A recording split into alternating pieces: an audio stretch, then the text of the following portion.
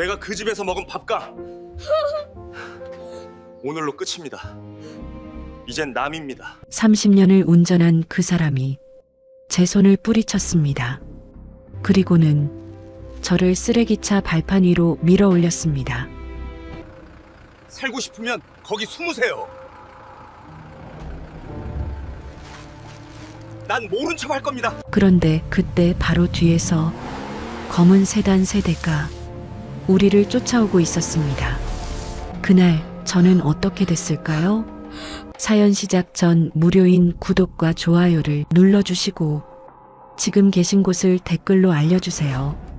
그곳이 늘 무탈하고 행복하시길 바랍니다.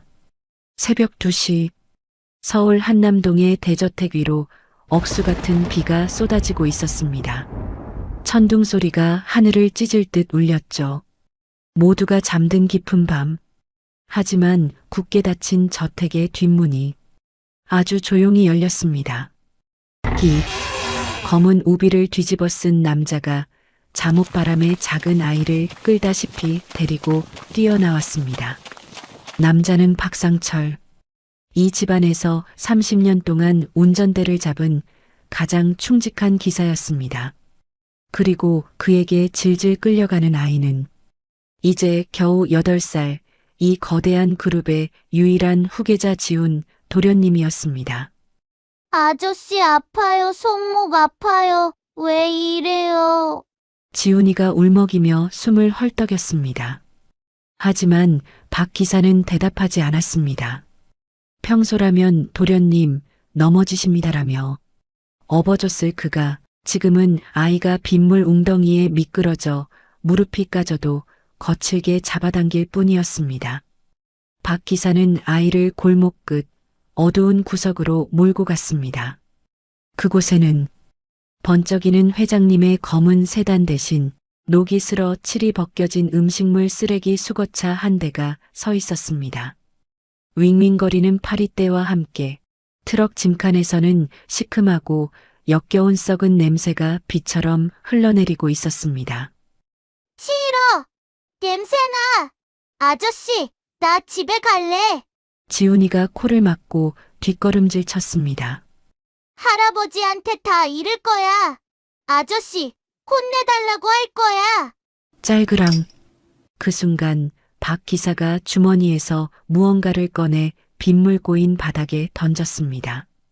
그것은 회장님의 벤츠차 키였습니다. 지훈이는 멍하니 바닥에 떨어진 차 키를 바라봤습니다. 박 기사가 아주 낮고 건조한 목소리로 말했습니다.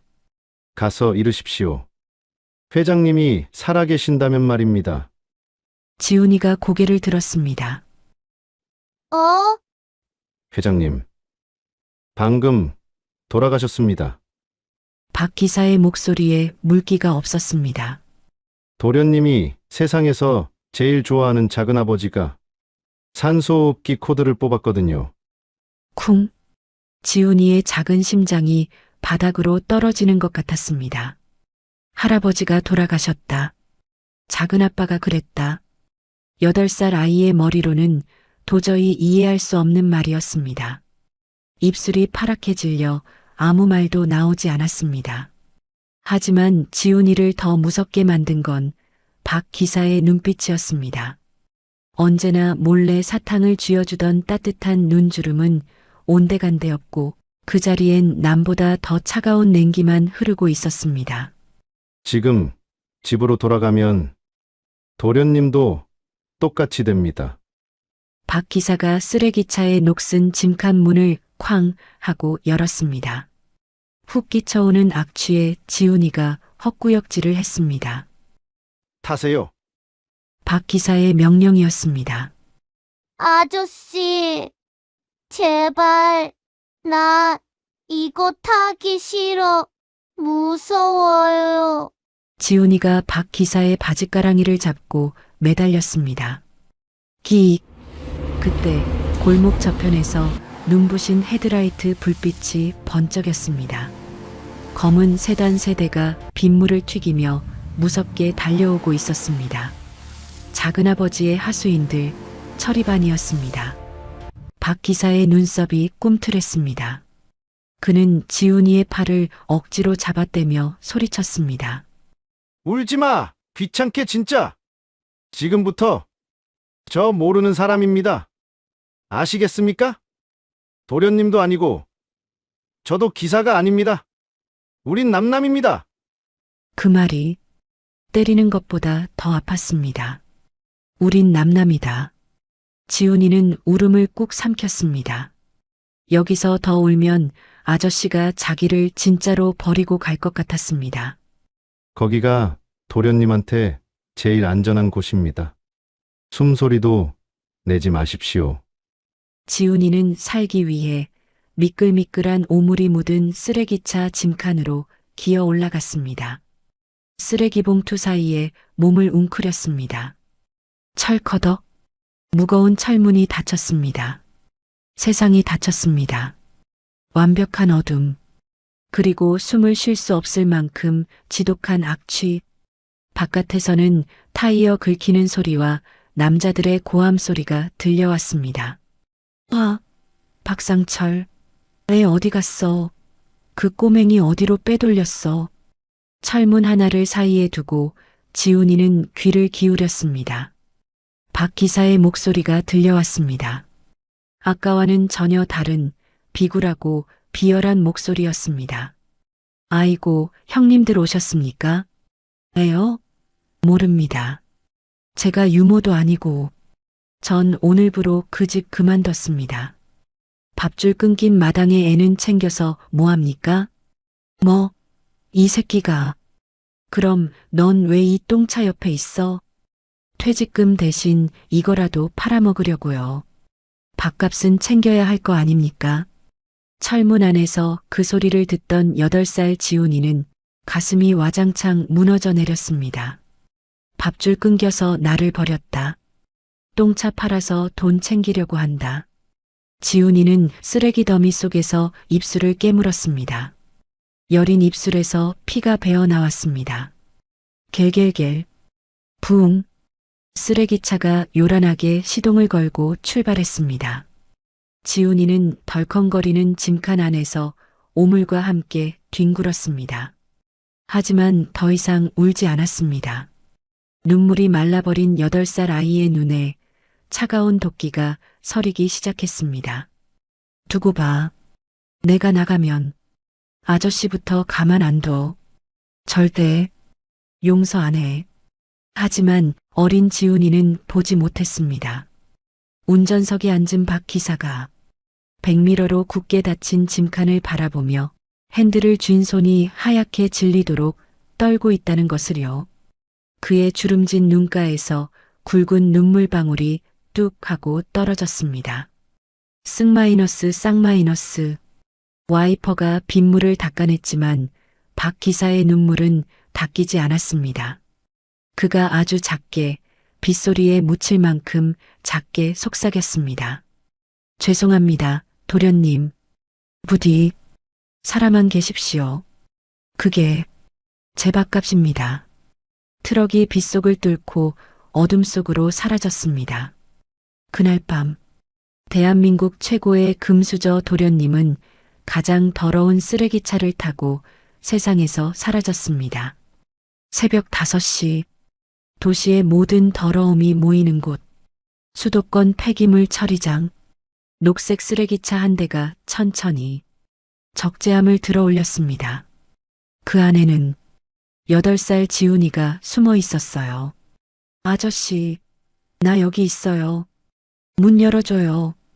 지훈이 문을 두드렸습니다. 하지만 대답은 없었어요. 그리고 다음 순간, 쾅! 적재함이 열리며 밤새 쌓인 쓰레기들이 한꺼번에 쏟아졌습니다. 지훈의 몸도 함께 굴러 떨어졌어요. 축축한 봉투들, 음식물 더미, 낡은 상자들, 모든 것이 한꺼번에 아이 위로 덮쳐왔습니다. 가슴이 눌렸습니다. 숨이 안 쉬어졌어요. 앞이 깜깜했습니다. 숨숨이, 작은 손이 허공을 더듬었습니다. 이대로 있으면 정말 큰일 난다. 지훈은 있는 힘껏 몸을 비틀었어요. 봉투를 밀고 발로 차고 손으로 긁었습니다. 마침내 작은 손 하나가 위로 튀어나왔어요. 지우는 간신히 얼굴을 내밀었습니다. 푸아, 살았다는 숨이 터져 나왔습니다. 어제까지만 해도 구스다운 침대에서 자던 아이였어요. 그런데 지금은 쓰레기 더미 한복판에 서 있었습니다. 하룻밤 사이에 세상이 완전히 뒤집혀 버린 거죠. 멀리서 트럭이 출발하는 소리가 들렸습니다. 지우는 쓰레기 산 위로 기어 올라갔어요. 아저씨, 나 여기 있어요. 가지 마요. 하지만 트럭은 멈추지 않았습니다. 빨간 미등만 작아지다가 어둠 속으로 사라졌어요. 그 모습이 꼭 여기까지다 라고 말하는 것 같았습니다. 그때였어요. 쿵 땅이 울렸습니다. 집채만 한 불도저가 쓰레기 더미를 밀어내며 다가오고 있었어요. 운전석은 너무 높았습니다. 조그만 지우는 보이지 않았죠. 삐삐삐 경고음이 울렸습니다. 거대한 삽이 코앞까지 밀려왔어요. 지훈의 심장이 멎을 듯 뛰었습니다. 여기 사람 있어요. 목이 터져라 외쳤지만 기계 소리에 묻혀버렸습니다. 지훈은 본능적으로 옆으로 몸을 던졌어요. 바로 옆 컨테이너 틈, 간신히 몸을 숨겼습니다. 쾅! 조금 전까지 서 있던 자리가 평평하게 밀려버렸어요. 딱 한 걸음 차이였습니다. 지우는 구석에 웅크린 채 덜덜 떨었습니다. 눈물이 났어요. 무서워서 아무 생각도 나지 않았습니다. 여기가 정말 지옥 같았어요. 한참 뒤 기계 소리가 멀어졌습니다. 주변이 다시 조용해졌어요. 차가운 새벽 공기만 남았습니다. 그때 지훈의 손에 뭔가가 닿았어요. 천조각, 두툼한 옷, 익숙한 촉감, 작업복 점퍼였습니다. 박 기사 아저씨가 항상 입던 그 점퍼, 기름때 묻고 낡은 그 아저씨 냄새가 배어있는 옷. 이게 왜 여기 있지? 지우는 떨리는 손으로 주머니를 뒤졌어요. 뭔가 묵직했습니다. 비닐봉투 하나, 10,000원짜리 지폐 몇 장, 작은 손전등, 초코바 2개, 그리고 접힌 쪽지, 손전등 불빛 아래 삐뚤빼뚤한 글씨가 보였어요. 박 기사 아저씨 글씨였습니다. 지훈아, 배고프면 이거 먹어라. 밤에는 절대 움직이지 마라. 아저씨가 꼭 데리러 간다. 지훈의 손이 멈췄습니다. 도련님이 아니었어요. 지훈아였습니다. 8년 동안 아저씨는 항상 도련님이라고 불렀습니다. 회사에서도, 집에서도, 사람들 앞에서도. 하지만 둘만 있을 때는 달랐어요. 지훈아, 이거 먹어. 지훈아, 조심해. 지훈아, 아저씨가 지켜줄게. 그 목소리가 귓가에 맴돌았습니다. 평소처럼, 가족처럼, 머릿속이 복잡해졌습니다. 나를 버린 게 아니었어? 돈 때문이 아니었어? 그럼, 아까 그 차가운 말은 뭐였지? 그 비굴한 목소리는 뭐였지? 지우는 점퍼를 끌어안았습니다. 점퍼에서 나는 땀 냄새, 기름 냄새, 담배 냄새, 이상하게도 그 냄새가 제일 따뜻했어요. 어제까지 살던 저택에서는 매일 고급 향수 냄새가 났습니다. 비싼 가구 냄새, 새 옷 냄새. 하지만 그 어떤 것도 이 낡은 점퍼만큼 따뜻하지 않았어요.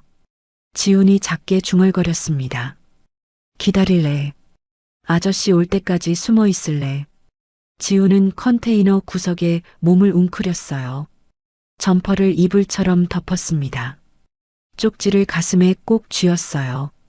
의심과 믿음 사이 8살 아이는 그 차가운 새벽 처음으로 혼자 살아남는 법을 배우고 있었습니다. 하지만 지우는 몰랐어요. 지금 이 순간 그를 버린 척했던 그 박 기사가 도심 한복판에서 목숨을 걸고 추격자들을 끌어모으고 있다는 것을, 그리고 그 추격이 어떻게 끝나는지도. 새벽 5시 20분. 비는 아직도 그치지 않고 있었습니다. 도로 위 가로등 불빛이 젖은 아스팔트에 길게 번지고 있었어요. 녹색 쓰레기차 한 대가 텅 빈 도로를 덜컹거리며 달리고 있었습니다. 운전대를 잡은 박 기사, 손이 하얗게 질려 있었어요. 너무 힘을 준 탓에 마디가 굳어버린 것 같았습니다. 그는 계속해서 백미러를 확인했어요. 1번, 2번, 3번, 아무것도 없었습니다. 하지만 그는 알고 있었죠. 곧 온다는 걸, 반드시 온다는 걸. 조금만 더. 박 기사가 중얼거렸습니다.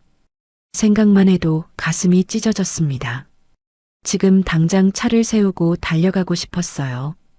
괜찮다고, 아저씨 여기 있다고 안아주고 싶었습니다. 하지만 지금 돌아보면 끝이에요. 그러니까 참아야 했어요. 그때였습니다. 멀리 도로 끝.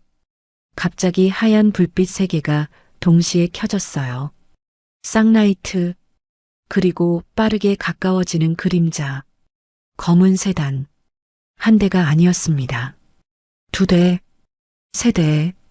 박 기사의 눈빛이 굳었어요. 왔군. 그 짧은 한마디. 이미 각오가 끝난 사람의 목소리였습니다. 이대로 계속 달리면 10분 안에 따라잡힙니다. 도련님이 어디 있을지 그들이 눈치채면 안 됐어요. 방법은 하나뿐. 내가 미끼가 되는 것. 박 기사는 핸들을 급하게 꺾었습니다. 트럭을 골목 안으로 밀어 넣었어요. 그리고 미리 세워둔 검은 벤츠, 회장님 전용차, 놈들이 가장 먼저 찾을 차. 그는 트럭에서 내렸습니다. 잠깐 멈춰 섰어요. 멀리 쓰레기 수거장 쪽을 바라봤습니다. 30년. 기저귀 갈아주던 시절부터, 첫걸음마 떼던 날부터, 아저씨 하고 뛰어오던 그 작은 발소리부터 처음 안아봤을 때가 떠올랐습니다. 갓 태어난 도련님, 주먹만한 얼굴, 새빨간 볼, 그 작은 손가락이 박 기사의 손을 꼭 잡았었어요. 그때 박 기사는 혼자 다짐했습니다. 이 아이는 내가 지킨다. 그 다짐을 30년 동안 지켜왔습니다. 오늘도 지킬 겁니다. 방법이 달라졌을 뿐. 도련님, 아주 작게, 아무도 들을 수 없는 목소리로 말했어요. 지금부터 제가 미끼가 되겠습니다. 아저씨를 욕해도 됩니다. 미워해도 됩니다. 대신 살아만 계십시오. 벤츠 시동이 걸렸습니다. 부웅. 조용한 새벽 공기를 가르는 묵직한 엔진 소리. 박 기사는 일부러, 아주 일부러 헤드라이트를 켰습니다. 그리고 엑셀을 깊게 밟았어요. 벤츠가 도로 위로 튀어나갔습니다. 요란하게, 눈에 잘 띄게, 나 여기 있다. 마치 그렇게 외치듯 뒤쪽 세단들이 즉시 방향을 틀었어요. 녹색 쓰레기차는 쳐다보지도 않았습니다. 전부 벤츠만 쫓아오기 시작했어요. 박 기사는 백미러를 봤습니다. 3개의 불빛이 짐승처럼 달라붙어 있었어요. 그걸 보고 처음으로 웃었습니다. 그래, 나만 봐라. 끝까지 나만 쫓아와라. 빗길, 극커브, 신호등, 모두 무시한 채 질주. 벤츠는 몇 번이나 크게 흔들렸습니다.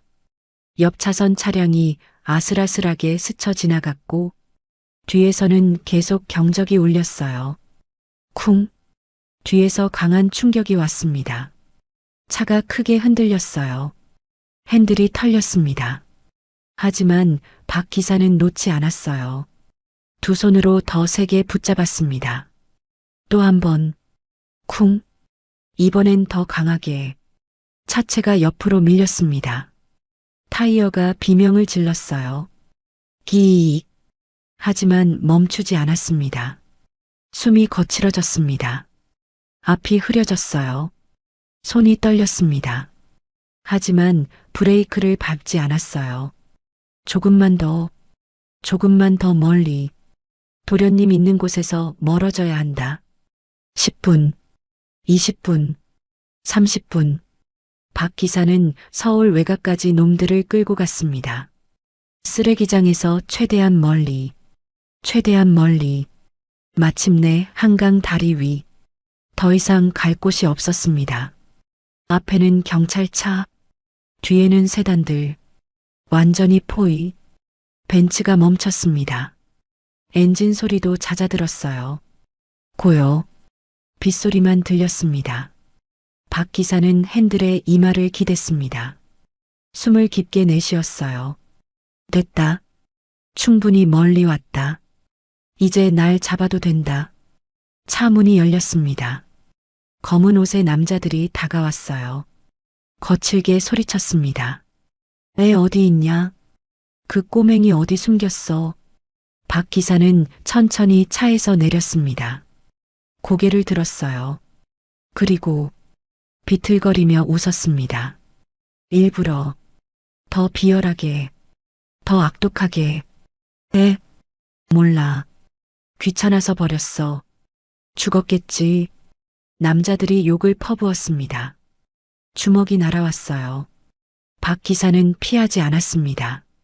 맞으면서도 웃었어요. 속으로는 다른 생각을 하고 있었거든요. 그래, 나한테 화풀이 해라. 나만 때려라. 대신 쓰레기장은 가지 마라. 도련님은 건드리지 마라. 곧 경찰 사이렌 소리가 울렸습니다. 사람들이 몰려들었어요. 카메라 플래시가 터졌습니다. 세상은 그를 납치범, 배신자, 돈에 미친 인간, 그렇게 불렀습니다. 내일 아침 뉴스에는 이렇게 나오겠죠. 30년 충복, 돈에 눈멀어 어린 도련님 버리고 도주, 재벌가 운전기사의 배신, 충격. 괜찮습니다. 욕먹어도 됩니다. 손가락질 받아도 됩니다. 감옥에 가도 됩니다. 도련님만 살면 그걸로 됐습니다. 수갑이 채워졌습니다. 찰칵. 차가운 쇠가 손목을 감쌌어요. 박 기사는 하늘을 올려다봤습니다. 빗물이 얼굴을 타고 흘렀습니다. 눈물인지 빗물인지 구분할 수 없었어요. 하지만 그는 웃고 있었습니다. 성공했으니까요. 그 시각, 도시 외곽 쓰레기장, 컨테이너 뒤, 작은 아이 하나가 낡은 점퍼를 덮고 웅크려 있었습니다. 손에는 구겨진 쪽지가 쥐어져 있었어요. 아저씨가 꼭 데리러 간다. 아이는 그 쪽지를 가슴에 꼭 안고 잠들어 있었습니다. 추운 새벽, 쓰레기 냄새 가득한 그곳에서 그래도 아이의 얼굴은 평온했어요. 믿고 있었으니까요. 아저씨가 온다고, 꼭 온다고. 아무도 모릅니다. 한 남자가 자기 인생 전부를 걸고 세상에서 가장 더러운 곳에 가장 소중한 아이를 숨겨두었다는 걸. 그리고 그 아이는 15년 후 그 진실을 알게 됩니다. 하지만 그때는 이미 너무 늦은 뒤였습니다. 새벽이 지나고 아침이 왔습니다. 비는 잦아들었지만 공기는 축축하게 젖어 있었어요. 멀리서 기계 소리가 다시 들려오기 시작했습니다. 삐삐 경고음, 땅을 긁는 쇠소리, 매립지 전체가 잠에서 깨어나고 있었죠. 컨테이너 뒤에 웅크려 있던 지훈도 그 소리에 눈을 떴습니다. 눈꺼풀이 무거웠어요. 몸은 돌처럼 굳어 있었습니다. 점퍼를 덮고 잤지만 등골이 계속 서늘했어요. 그래도 지훈은 먼저 가슴을 더듬었습니다. 쪽지 있었습니다. 구겨진 종이가 손바닥에 닿는 순간 지훈의 목이 따끔해졌어요. 아저씨가 꼭 데리러 간다. 그 문장을 떠올리자 울음이 올라오려 했습니다. 하지만 꾹 참았어요. 울면 안 됩니다. 여기는 울어도 아무도 달래주지 않는 곳이니까요. 지우는 조심조심 몸을 일으켰습니다. 온몸이 쑤셨어요. 어제까지는 푹신한 침대에서 잤는데 오늘은 차가운 쇠바닥에서 잤습니다. 하룻밤 사이에 세상이 완전히 달라졌어요. 바로 그때였습니다. 컨테이너 옆으로 누군가의 발소리가 가까워졌어요. 자갈을 밟는 소리, 또각또각. 지우는 숨이 멎는 줄 알았습니다. 철이반이 왔을까? 나를 찾으러 온 걸까? 지우는 점퍼를 끌어안고 몸을 최대한 작게 만들었어요. 심장이 목구멍까지 뛰었습니다. 하지만 들려온 목소리는 조금 달랐습니다. 거칠고 피곤한 일하는 사람의 목소리였죠. 야, 오늘도 장난 아니네. 냄새가 사람 잡겠다. 다른 남자가 대답했어요. 빨리 밀어. 오전 물량 들어온다. 지우는 그제야 깨달았습니다. 여기는 누구도 자기를 찾으러 오는 곳이 아니라 그냥 일을 하러 오는 곳이라는 걸요. 쓰레기를 치우러 오는 곳, 쓰레기를 묻으러 오는 곳, 그리고 지금 자신도 쓰레기처럼 버려진 거라는 걸. 그 생각이 드니까 가슴이 쿵 내려앉았어요. 하지만 지우는 고개를 저었습니다. 아니야. 아저씨가 온다고 했어. 꼭 온다고 했어. 기계가 지나가는 소리가 한참 이어졌습니다. 쓰레기 더미가 밀리고 쿵 하고 떨어지고 비닐봉투가 찢어지는 소리가 가끔씩 터졌어요. 지훈의 배가 그 소리에 맞춰 꿀렁거렸습니다. 배가 고팠어요. 정확히 말하면 속이 비어 어지러웠습니다. 어제 저녁도 못 먹었고 오늘 아침도 못 먹었고 마지막으로 먹은 게 언제인지도 모르겠어요. 지우는 떨리는 손으로 주머니를 만졌습니다. 초코바, 10,000원짜리, 손전등. 어젯밤에는 무서워서 아무것도 못 먹었지만 지금은 먹지 않으면 쓰러질 것 같았어요. 지우는 초코바 포장을 살짝 뜯었습니다. 바스락. 그 작은 소리에 심장이 철렁 내려앉았어요. 지우는 얼른 움직임을 멈추고 귀를 기울였습니다. 아무 소리도 없었어요. 그제야 지우는 조금씩 초코바를 씹었습니다.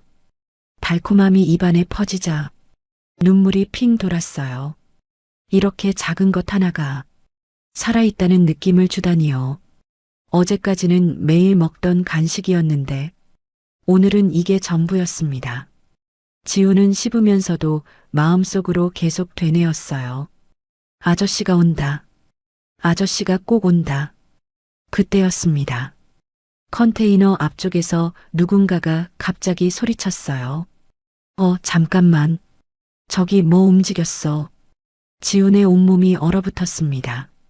초코바가 목에 걸린 것처럼 숨이 턱 막혔어요. 쥐 아니야? 쥐가 저렇게 커? 야, 거기 손전등 좀 비춰봐. 빛이 컨테이너 틈으로 스며들었습니다. 지우는 본능적으로 점퍼로 얼굴을 가렸어요. 하지만 빛은 점점 가까워졌습니다. 발소리도 가까워졌고요. 지우는 더 이상 버틸 수가 없었어요. 그 자리에서 튀어나오면 잡힐 것 같았고 가만히 있으면 발견될 것 같았습니다. 가슴이 미친 듯이 뛰었어요.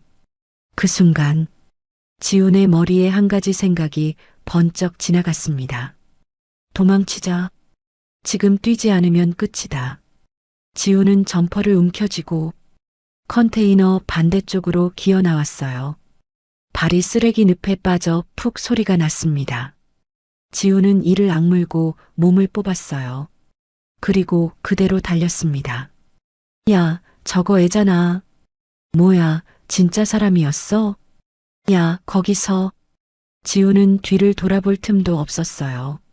숨이 가빠서 목이 따가웠고 다리가 후들거려 금방이라도 넘어질 것 같았습니다. 하지만 멈추면 안 돼요. 멈추면 잡힙니다.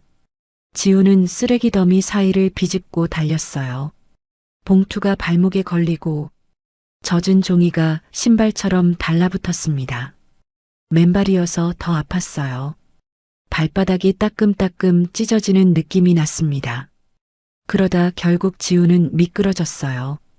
젖은 비닐 위에서 발이 쭉 미끄러지며 몸이 옆으로 넘어졌습니다. 팔꿈치가 바닥에 쿵 부딪혔어요. 으윽 소리가 새어나왔습니다.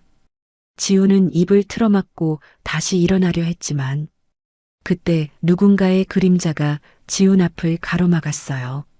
낡은 장갑을 낀 손, 굽은 허리, 그리고 작은 수레, 폐지를 줍는 할머니였습니다. 할머니는 지훈을 보자마자 순간 얼굴이 굳었어요. 주름 가득한 눈이 지훈의 얼굴을 훑었습니다. 맨발, 찢어진 잠옷, 흙투성이 얼굴, 그리고 겁에 질린 눈. 할머니는 1초도 망설이지 않았어요. 지훈의 팔을 잡아 끌었습니다. 지훈은 놀라서 몸을 뺐어요. 아니요, 저는. 할머니는 말이 없었습니다. 대신 손가락을 입술에 갖다 대며 조용히 하라는 몸짓을 했어요. 그리고 지훈을 수레 뒤로 숨겼습니다. 바로 그때 인부들이 달려왔어요. 여기였는데 어디 갔지? 야 꼬맹이, 너 여기서 뭐해? 위험해. 할머니는 인부들을 바라보며 고개를 저었습니다. 아무 말도 하지 않았지만 표정은 단호했어요. 인부가 할머니를 힐끗 보더니 혀를 찼습니다. 에이, 또 할머니네. 할머니, 여기 위험하다고 했잖아요. 할머니는 고개만 끄덕였어요. 그리고 손으로 저쪽을 가리켰습니다. 마치 쥐라도 봤다는 듯 관심을 다른 데로 돌렸어요. 인부들이 투덜거리며 돌아서는 순간 할머니는 지훈의 팔을 꼭 잡고 수레를 끌며 천천히 다른 구역으로 이동했습니다. 지훈은 수레 뒤에 몸을 숨긴 채 할머니의 발걸음만 바라봤어요. 그 발걸음이 이상하게도 단단해 보였습니다. 마치 이곳에서 살아남는 법을 아는 사람처럼요. 한참을 걸었습니다. 사람들 눈이 닿지 않는 그늘진 곳에 도착했어요. 할머니는 그제야 지훈을 수레 뒤에서 꺼내듯 앉혔습니다. 지훈은 손이 떨렸어요. 겁이 나서가 아니라 긴장이 풀리자 갑자기 몸이 버티질 못했습니다. 지훈이 조용히 말했어요. 할머니, 저는 길을 잃었어요. 할머니는 지훈의 얼굴을 찬찬히 바라봤습니다. 오래도록 마치 뭔가를 확인하듯. 그리고 주머니를 뒤져 작은 물병 하나를 꺼내 건넸어요. 지훈은 물을 받아들고도 한참을 못 마셨습니다. 낯선 사람에게서 뭘 받는 게 무서웠어요. 하지만 목이 너무 말랐습니다. 지훈은 결국 한 모금 삼켰어요. 그 순간 눈물이 또 올라왔습니다. 물 한 모금이 이렇게 고마울 줄 몰랐어요. 할머니는 말없이 지훈의 어깨에 점퍼를 다시 덮어줬습니다. 그 손길이 거칠었지만 따뜻했어요. 할머니가 처음으로 입을 열었습니다. 목소리가 갈라져 있었어요. 오랫동안 말을 안 한 사람 같았습니다. 누가 쫓아? 지훈은 대답하지 못했어요.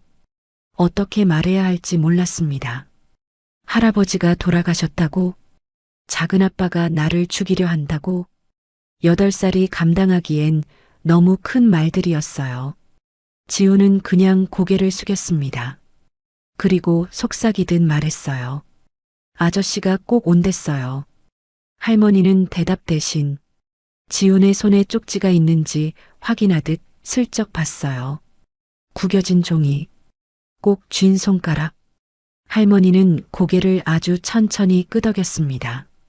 그 끄덕임 하나가 지훈의 마음을 조금 붙잡아줬어요. 할머니가 낮게 말했습니다. 기다려.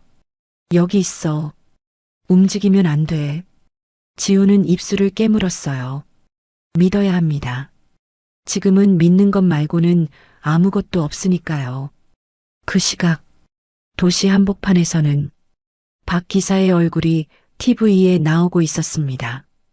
30년 충복, 돈에 눈 멀어 어린 도련님 유기, 재벌가 운전기사의 배신, 전국민 분노. 사람들은 박 기사를 욕했겠죠. 하지만 지우는 아직 몰랐어요. 자기를 살리기 위해 한 사람이 어떤 표정을 하고 있었는지요. 수갑을 차면서도 웃고 있었다는 걸, 성공했다고 안도하고 있었다는 걸, 그리고 지훈도 몰랐어요. 쓰레기장에도 눈이 있다는 걸, 여기서 도망치는 아이 하나가 누군가에겐 아주 비싼 단서가 될 수 있다는 걸요.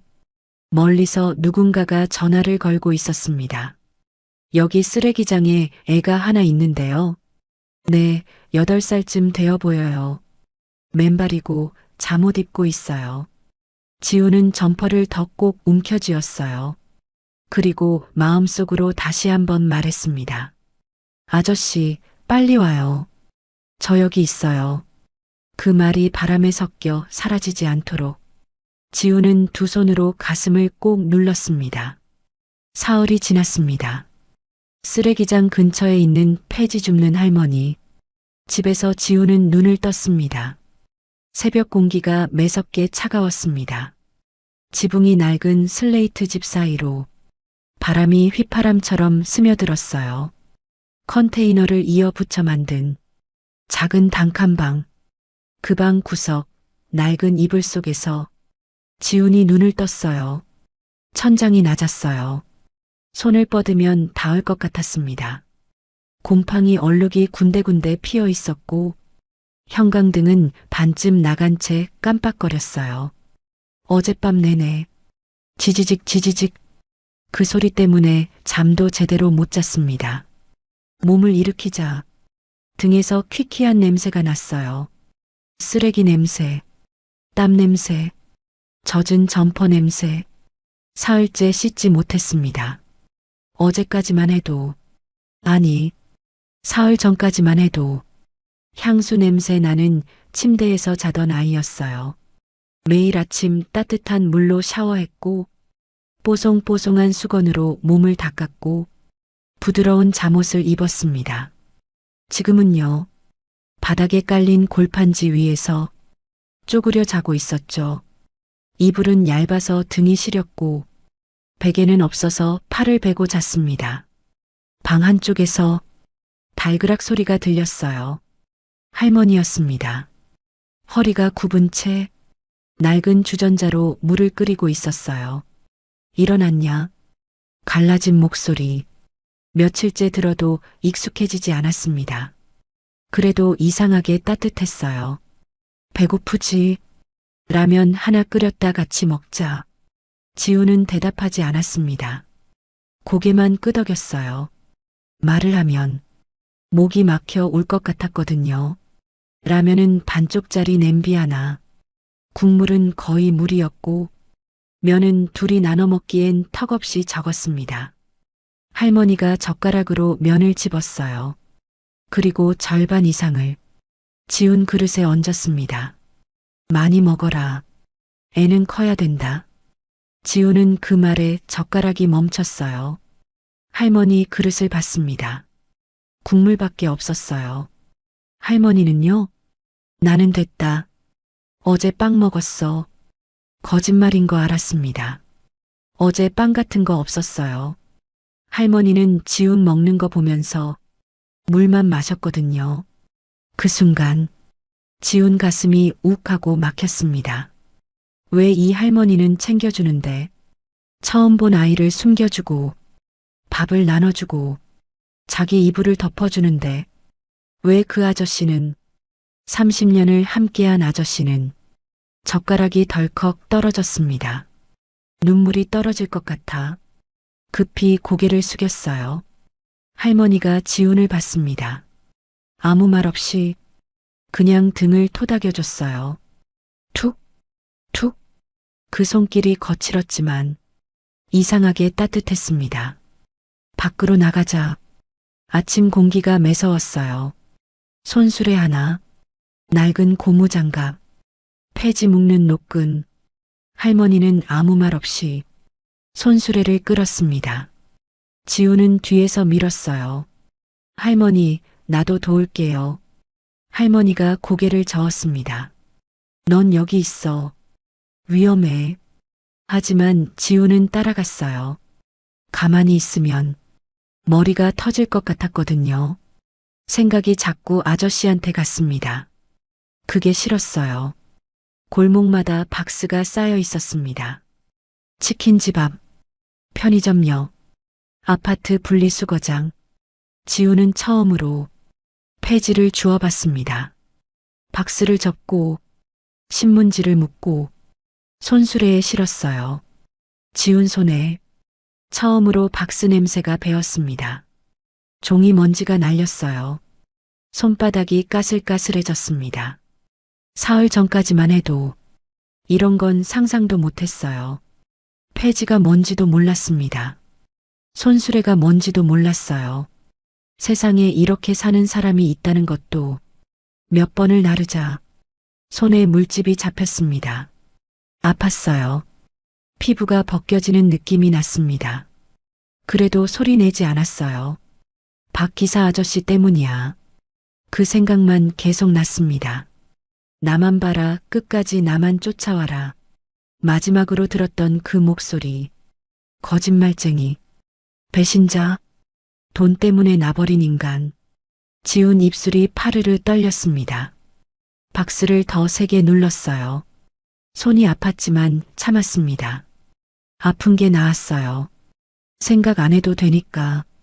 점심때가 됐습니다. 할머니가 주머니에서 뭔가를 꺼냈어요.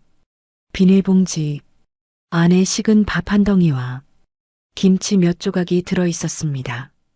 먹어라. 지우는 받아들었어요. 밥이 차가웠습니다. 김치는 너무 짜서 목이 탔어요. 하지만 다 먹었습니다. 할머니, 처음으로 제대로 말을 걸었어요. 사람이 돈 때문에 가족도 버릴 수 있어요?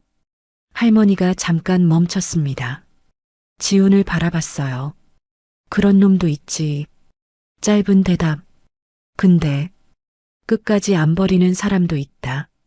지훈은 고개를 숙였습니다. 그 말이 위로처럼 들리지 않았어요. 아저씨는 버렸어요. 저버렸어요. 할머니는 대답하지 않았습니다.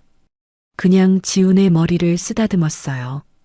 거친 손, 갈라진 손, 하지만 따뜻한 손. 밤이 되었습니다. 손수레를 정리하고 둘은 방으로 돌아왔어요. 할머니가 물었습니다. 그 아저씨, 어떤 사람이었냐? 지우는 한참 대답하지 못했어요. 좋은 사람인 줄 알았어요. 맨날 사탕 줬어요. 업어줬어요. 무서운 꿈 꾸면 달래줬어요. 목이 막혔습니다. 근데 다 거짓말이었어요. 돈 때문이었어요. 저 팔아먹으려고 그랬던 거예요. 지우는 구석에 앉아 낡은 점퍼를 멍하니 바라봤습니다. 박 기사 점퍼, 기름때 묻은, 냄새나는, 그걸 움켜쥐는 순간 가슴이 쿵 내려앉았어요. 왜 그랬어요? 입술이 떨렸습니다. 왜 놔버렸어요? 점퍼를 벽에 던졌습니다. 툭 하고 떨어졌어요. 그런데 몇 초 뒤 다시 주워들었습니다. 이상했어요. 버리고 싶은데 손이 떨어지지 않았습니다. 미워하고 싶은데 놓을 수가 없었어요. 점퍼를 끌어안자 묘하게 따뜻했습니다. 땀 냄새, 기름 냄새, 담배 냄새, 어릴 적 기억이 떠올랐어요. 4살 때 열이 펄펄 났던 밤, 아저씨가 밤새 이마에 물수건을 얹어줬습니다. 5살 때 처음 자전거 탄 날, 넘어질 때마다 아저씨가 뒤에서 잡아줬어요. 6살 때 천둥 치는 밤, 무서워서 울었더니 아저씨가 업어서 재워줬습니다. 괜찮아, 도련님. 아저씨가 여기 있어. 그 목소리가 귓가에 맴돌았어요. 지운 눈이 젖었습니다. 미워. 진짜 미워. 근데 왜 보고 싶어? 아이답지 않은 말이 작게 흘러나왔어요. 8살이 감당하기엔 너무 복잡한 감정이었습니다. 그날 밤, 지우는 점퍼를 이불처럼 덮고 작게 웅크렸어요. 바깥에서는 바람이 슬레이트를 흔들고 있었고 할머니는 코 고는 소리를 냈습니다. 지우는 눈을 꼭 감았어요. 분노, 외로움, 그리고 아주 작은 기대. 혹시라도 아저씨가 나 찾으러 오면 그 생각을 하다가 스스로 고개를 세게 흔들었습니다. 안 와. 절대 안 와. 나버렸잖아. 하지만 그 점퍼를 끝내놓지 못한 채 8살 아이는 낯선 가난한 방에서 처음으로 혼자 사는 법을 배우고 있었습니다. 그리고 다음 날 아침, 지우는 그 점퍼 주머니에서 뭔가를 발견하게 됩니다. 새벽 공기가 아직 차가웠습니다. 컨테이너 판잣집 지붕 위로 밤새 내린 빗물이 또르르 흘러내리고 있었어요. 할머니는 벌써 나가셨습니다. 손수레 끌고 폐지 주우러 아직 해도 뜨기 전이었어요. 지우는 혼자 남았습니다. 낡은 이불을 걷고 일어났어요. 발바닥이 시렸습니다. 차가운 시멘트 바닥, 저택 대리석 바닥보다 훨씬 더 차가운 온도였어요. 배가 고팠습니다. 어제 먹은 건 컵라면 반 개뿐이었거든요. 물만 잔뜩 부른 면, 국물도 거의 없었어요. 그래도 그걸 허겁지겁 먹었죠. 배고픔이 자존심보다 컸으니까요. 나흘 전까지만 해도 아침마다 따끈한 밥상이 차려졌습니다. 김이 모락모락 나는 된장찌개, 노릇하게 구운 계란말이, 먹기 싫다고 투정 부리면 아저씨가 비행기 놀이 해주며 먹여줬어요. 도련님, 입 벌려요. 슝 비행기가 간다. 그 목소리가 갑자기 떠올랐습니다. 지우는 고개를 세게 저었어요. 생각하지 마. 그 사람 생각하지 마. 지우는 구석에 놓인 점퍼를 바라봤습니다. 기름때 묻은 작업복, 박 기사 아저씨 옷. 괜히 화가 났어요. 가슴이 뜨거워졌습니다. 그 옷만 보면 그 얼굴이 떠올라서 거짓말쟁이, 작게 중얼거렸어요. 돈 때문에 나버린 거잖아. 눈물이 핑 돌았습니다. 하지만 울지 않았어요. 울면 지는 것 같았거든요. 내가 왜 기다려? 올 리가 없잖아. 버렸잖아, 쓰레기처럼. 지우는 점퍼를 발로 툭 찼습니다. 구석으로 밀려났어요. 하지만 잠시 후 다시 주워들었습니다. 춥거든요. 아무리 미워도 따뜻한 건 그 옷뿐이었으니까요. 소매를 끼웠습니다. 품이 컸어요. 거의 무릎까지 내려왔습니다. 소매 끝이 손을 덮었어요. 마치 아저씨가 뒤에서 안아주는 느낌 같았죠. 6살 때가 떠올랐습니다. 겨울밤, 창밖에 눈이 펑펑 내리던 날, 아저씨가 이 점퍼로 지훈을 감싸줬어요. 도련님, 춥죠? 아저씨 옷 따뜻하죠? 이 안에 있으면 감기 안 걸려요. 그때 이 점퍼가 세상에서 제일 따뜻했습니다. 지금도 여전히 따뜻했어요. 순간 괜히 더 화가 났습니다. 이러지 마. 좋은 사람인 척 하지 마. 지우는 고개를 세게 저었어요. 하지만 몸은 점퍼 안으로 더 파고들었습니다. 냄새가 났어요. 기름 냄새, 담배 냄새, 땀 냄새. 이상하게도 그 냄새가 제일 따뜻했습니다. 저택 향수 냄새보다, 비싼 침구 냄새보다 훨씬 그때였습니다. 주머니 안에서 뭔가 툭 걸렸어요. 묵직한 느낌. 응? 지우는 손을 넣었습니다. 손이 떨렸습니다. 더 깊숙이, 안쪽 안감, 바느질 자국이 보였습니다. 억지로 꿰맨 흔적, 서툰 바느질. 아저씨가 직접 꿰맨 거였어요. 바느질 못하는 아저씨가 밤새 혼자 꿰맸을 거예요. 지우는 실밥을 뜯었습니다. 손톱으로 하나씩 조심스럽게. 가슴이 철렁 내려앉았어요. 머리가 하얘졌습니다. 왜 이런 걸? 툭! 뭔가 떨어졌어요. 작은 도장 하나, 붉은 나무 인감. 지훈의 숨이 멎었습니다. 이건 할아버지 도장. 그 집안에서 가장 중요한 물건. 금고 안에 있어야 할 물건. 함부로 만지면 혼나는 물건. 왜 이게 여기 있지? 그리고 작은 저장 장치 하나. USB. 지우는 몰랐어요. 이게 뭔지, 왜 중요한지. 하지만 한 가지는 알았습니다. 아저씨가 그날 밤 지훈만 숨긴 게 아니었어요. 이것들도 함께 숨겼습니다. 지훈 품 안에, 세상에서 가장 안전한 곳에. 아저씨, 이제 확실했습니다. 버린 게 아니었어요. 숨긴 거였습니다. 지킨 거였어요. 그 순간 지훈의 가슴이 무너졌습니다. 왜 그렇게 말했어? 왜 나 미워하게 만들었어? 왜 혼자 다 뒤집어 쓰고.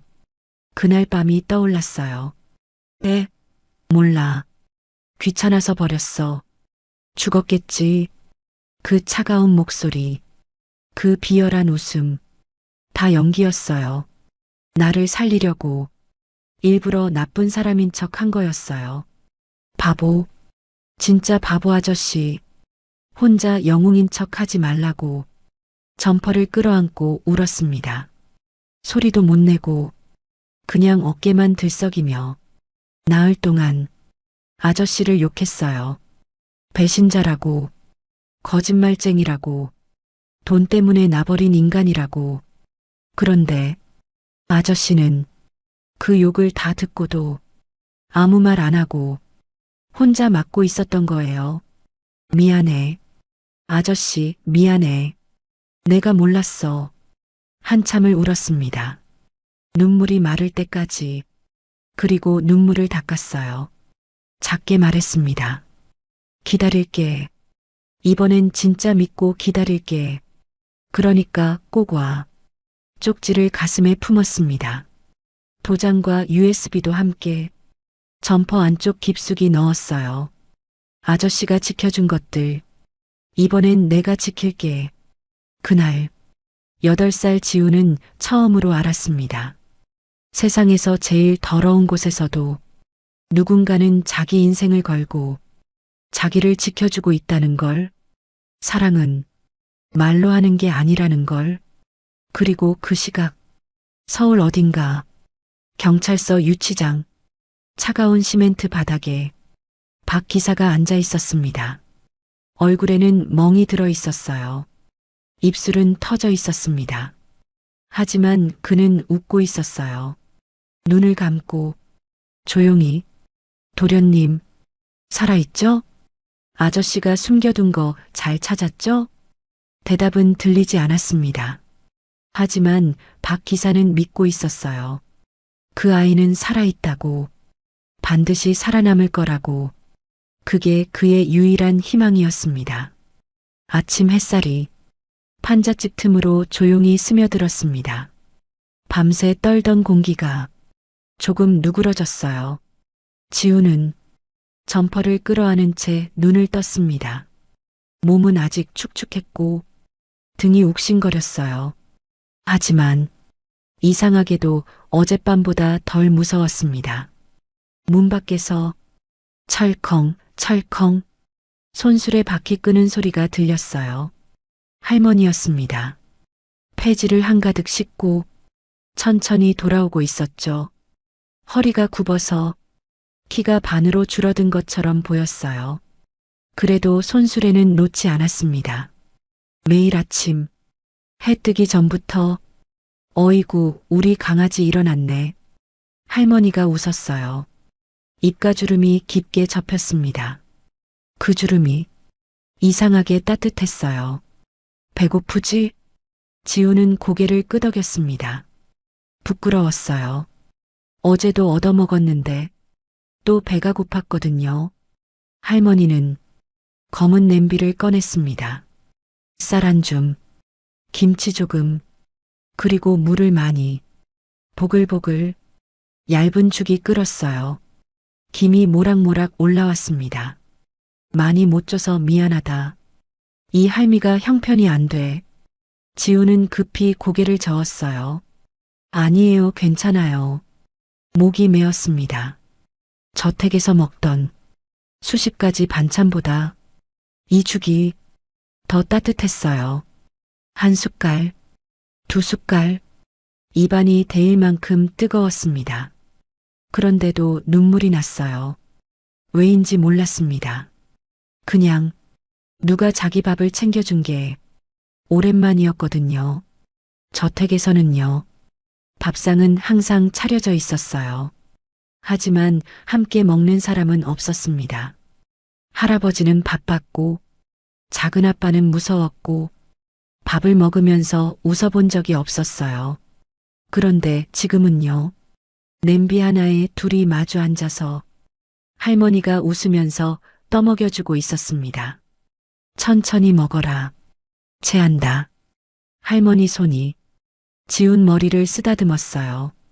거칠고 주름진 손, 굳은 살이 박힌 손, 하지만 아주 부드러웠습니다. 그날부터 지우는 할머니를 따라다니기 시작했어요. 골목, 시장, 고물상, 종이 냄새, 쇳소리, 손수레 끄는 삐걱거림. 처음엔 무서웠어요. 사람들이 쳐다보는 것 같았거든요. 혹시 나를 아는 사람이 있으면 어쩌지? 혹시 찾으러 온 사람이 있으면 어쩌지? 하지만 아무도 쳐다보지 않았습니다. 여기서는요, 폐지 줍는 할머니랑 손자, 그냥 그게 전부였어요. 이거 들 수 있겠냐? 할머니가 박스를 가리켰어요. 네. 지우는 작은 손으로 박스를 들었습니다. 무거웠지만 참았어요. 뭔가 해야 할 것 같았거든요. 그냥 얻어먹는 애가 되기 싫었습니다. 할머니는 웃었어요. 어이구 기특해라. 우리 손주 같네. 손주. 그 단어에 지운 가슴이 철렁 내려앉았습니다. 손주. 원래 자기 자리였죠. 대한민국에서 제일 큰 집의 손주. 뭐든 가질 수 있는 손주. 하지만 지금은요. 폐지 줍는 할머니 손주. 박스 나르는 손주. 이상했어요. 이쪽이 더 편했습니다. 저택에서는 항상 긴장했거든요. 혼날까봐, 실수할까봐, 작은아빠 눈에 띌까봐. 여기서는 그런 거 없었어요. 할머니는 혼내지 않았습니다. 못해도 괜찮다고 했어요. 천천히 해라. 다칠라. 무거우면 내려놔. 그 말들이 이상하게 마음에 남았어요. 밤이 되면 할머니는 낡은 이불을 덮어주며 말했습니다. 춥지? 내가 살아있는 동안은 굶기진 않을게. 그 말에 지우는 처음으로 크게 울었어요. 소리내서 아이처럼 할머니, 나 여기 있어도 돼요? 패 끼치는 거 아니에요? 할머니는 대답 대신 지훈을 품에 안았어요. 바보 같은 소리 마라. 사람이 사람 옆에 있는 게 무슨 패냐? 그 품이 작았습니다. 뼈만 앙상한 품. 하지만 세상에서 제일 따뜻했어요. 그날 밤 지우는 점퍼를 다시 입었습니다. 안주머니를 만졌어요. 도장, USB, 쪽지, 손으로 꼭 쥐었습니다. 아저씨, 나 살아있어요. 할머니가 나 지켜주고 있어요. 그러니까 꼭 와요. 처음으로 웃으면서 잠들었습니다. 그때였어요. 멀리서 검은 승합차 한 대가 천천히 골목으로 들어왔습니다. 낯선 번호판, 짙은 썬팅, 엔진을 끄지 않은 채 한참 서 있었어요. 지우는 잠결에 눈을 떴습니다. 창문 틈으로 불빛이 보였어요. 헤드라이트, 심장이 쿵 내려앉았습니다. 어른 둘이 내렸어요. 검은 옷, 무전기, 주변을 둘러보는 눈. 여기 맞냐? 애가 이 근처에서 사라졌다더라. 쓰레기장 근처 다 뒤져. 지운 손이 차갑게 식었습니다. 점퍼 안쪽 주머니를 더 꽉 움켜쥐었어요. 도장, USB, 그리고 쪽지. 아저씨가 목숨 걸고 숨긴 것들. 들키면 안 돼. 이것만은 지켜야 해. 이번엔 내가 지켜야 해. 지훈이 처음으로 이를 꽉 깨물었습니다. 8살 아이 눈빛이 처음으로 변했어요. 무서운 눈, 도망치는 눈이 아니라 버티는 눈. 그 순간 검은 남자 하나가 컨테이너 쪽을 가리켰습니다. 저기 저 집부터 뒤져. 지훈 심장이 멎는 줄 알았어요. 그리고 할머니가 손수레를 끌고 골목으로 들어오고 있었습니다. 아무것도 모른 채 지훈은 깨달았습니다. 이제 혼자만의 문제가 아니었어요. 자기를 숨겨준 사람까지 위험해질 수 있다는 걸. 점퍼를 꽉 쥐었습니다. 그리고 처음으로 도망이 아니라 결심을 했어요. 할머니는 내가 지킬 거야. 어둠 속에서 검은 그림자들이 천천히 다가오고 있었습니다. 새벽 공기가 아직 축축했습니다. 밤새 내린 비가 골목 바닥에 고여 있었어요. 손수레 바퀴 자국 사이로 검은 물이 길게 번졌습니다. 지우는 문틈으로 밖을 보고 있었어요. 심장이 이상하게 빨리 뛰었습니다. 아까 본 그 승합차, 검은색, 짙은 썬팅, 엔진을 끄지 않은 채 서 있던 차, 저 동네에는 어울리지 않는 차였어요.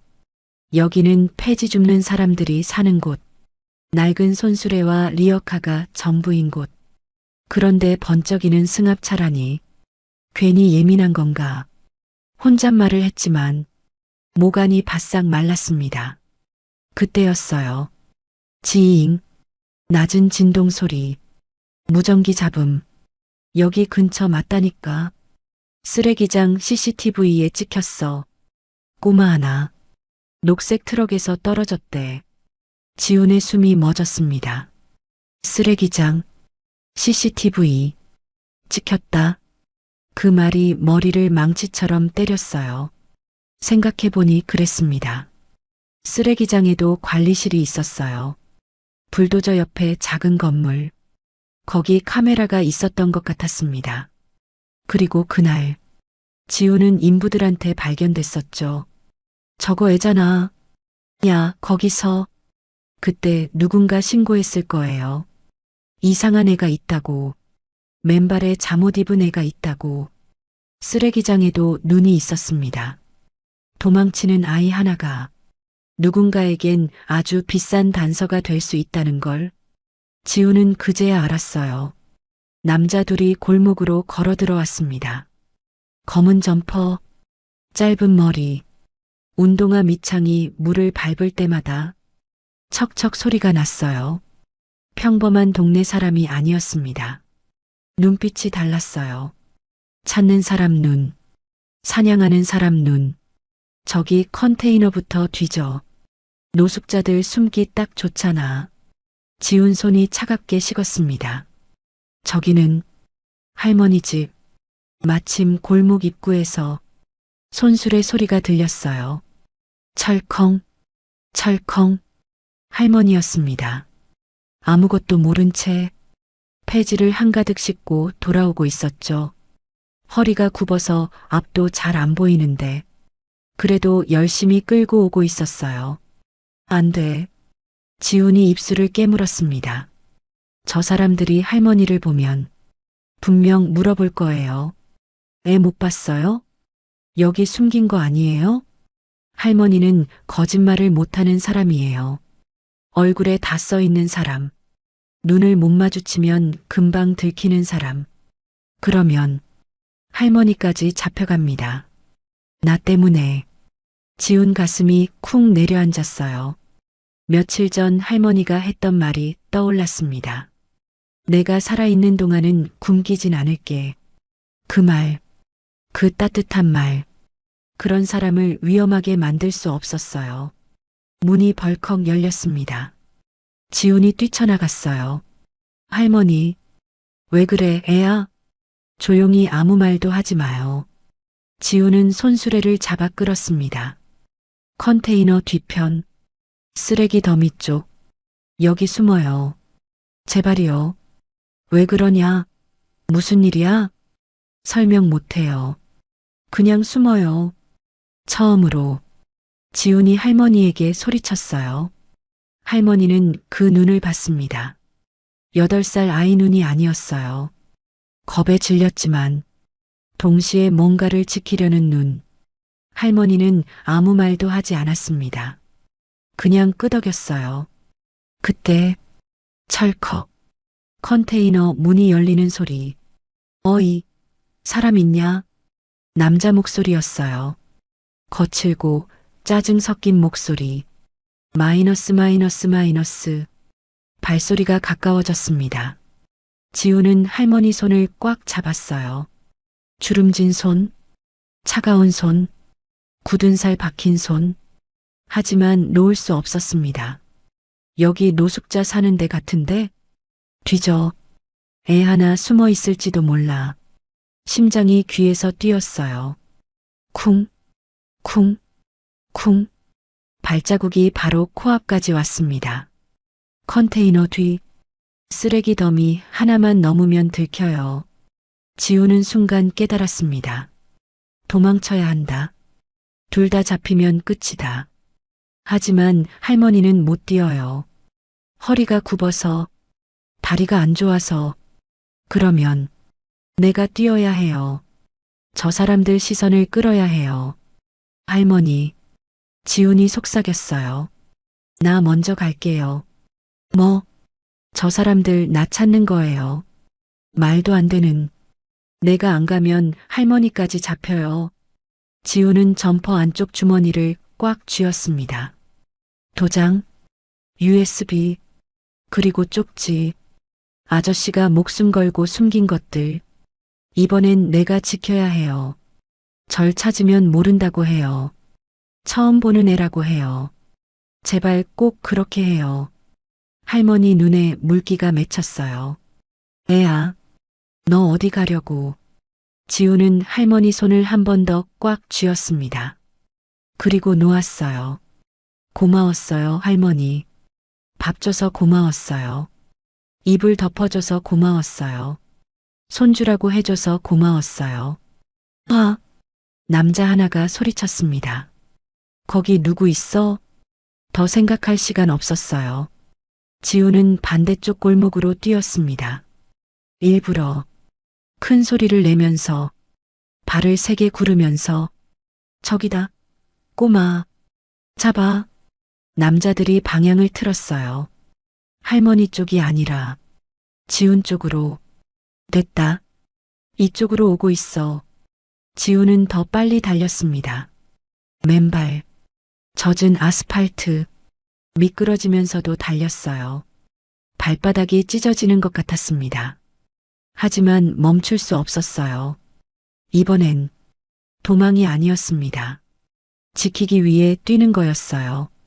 아저씨가 나를 지켰던 것처럼 이번엔 내가 할머니를 지키는 거예요. 비 내리는 새벽 골목. 8살 아이 하나가 온 힘을 다해 달리고 있었습니다. 점퍼 안에는 아저씨가 남긴 것들이 있었어요. 가슴에 꽉 안은 채, 그리고 그 뒤로 검은 그림자 둘이 짐승처럼 쫓아오고 있었습니다. 지우는 달리면서 생각했어요. 아저씨, 나 잘하고 있죠? 아저씨처럼 하고 있죠? 대답은 없었습니다. 하지만 가슴 안의 쪽지가 따뜻하게 느껴졌어요. 아저씨가 꼭 데리러 간다. 그 말을 떠올리며 지우는 어둠 속으로 사라졌습니다. 새벽 공기가 폐속까지 차갑게 들어왔습니다. 비는 거의 그쳤는데 골목은 아직 젖어 있었어요. 가로등 불빛이 무릉덩이에 길게 흔들렸습니다. 지우는 뛰고 있었어요. 맨발, 젖은 아스팔트, 발바닥이 미끄러졌습니다. 몇 번이나 넘어질 뻔했어요. 그래도 멈추지 않았습니다. 뒤에서 소리가 들렸어요. 철버, 철버, 어른 발소리, 빠르고 무거운 발소리. 저쪽이다. 꼬마 못 놓쳐. 심장이 목구멍까지 올라왔습니다. 숨이 안 쉬어졌어요. 가슴이 찢어질 것 같았습니다.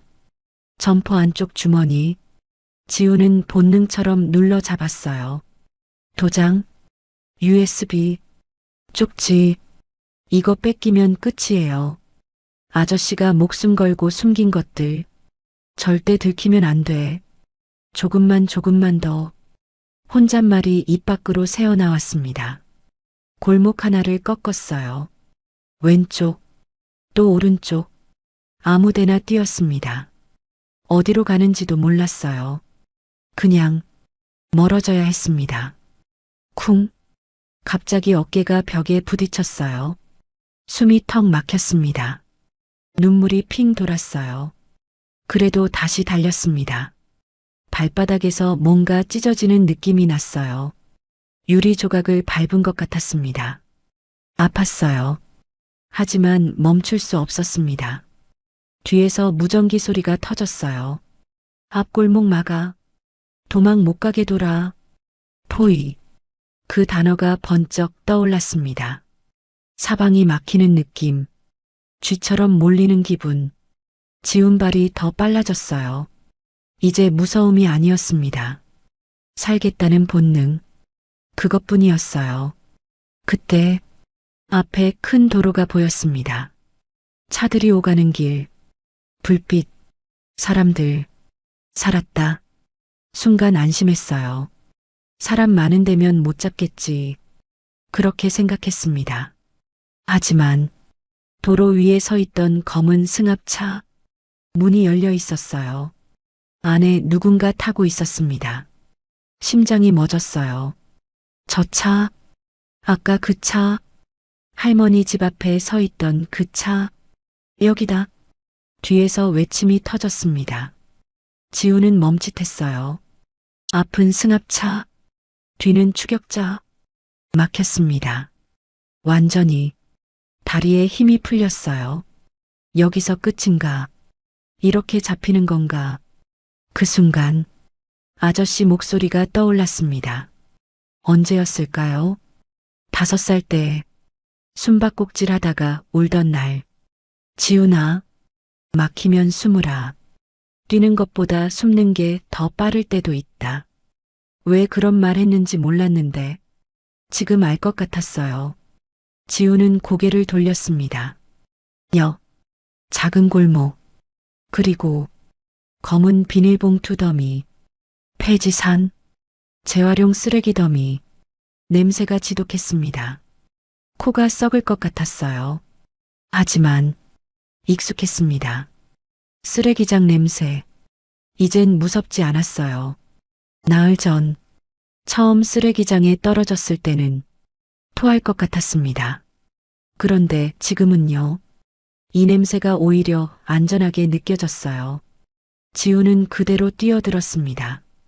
봉투 사이, 종이박스 틈, 몸을 쑤셔 넣었어요. 비닐이 얼굴을 덮었습니다. 젖은 신문지가 목에 붙었어요. 숨이 막혔습니다. 토할 것 같았어요. 그래도 입을 틀어막았습니다. 소리내면 끝. 2장에서 배웠습니다. 쓰레기 속에서 살아남는 법, 숨 참는 법, 소리 안 내는 법. 발소리가 가까워졌어요. 어디 갔어? 분명 이쪽이었는데. 바로 앞, 진짜 코앞. 봉투가 들춰졌어요.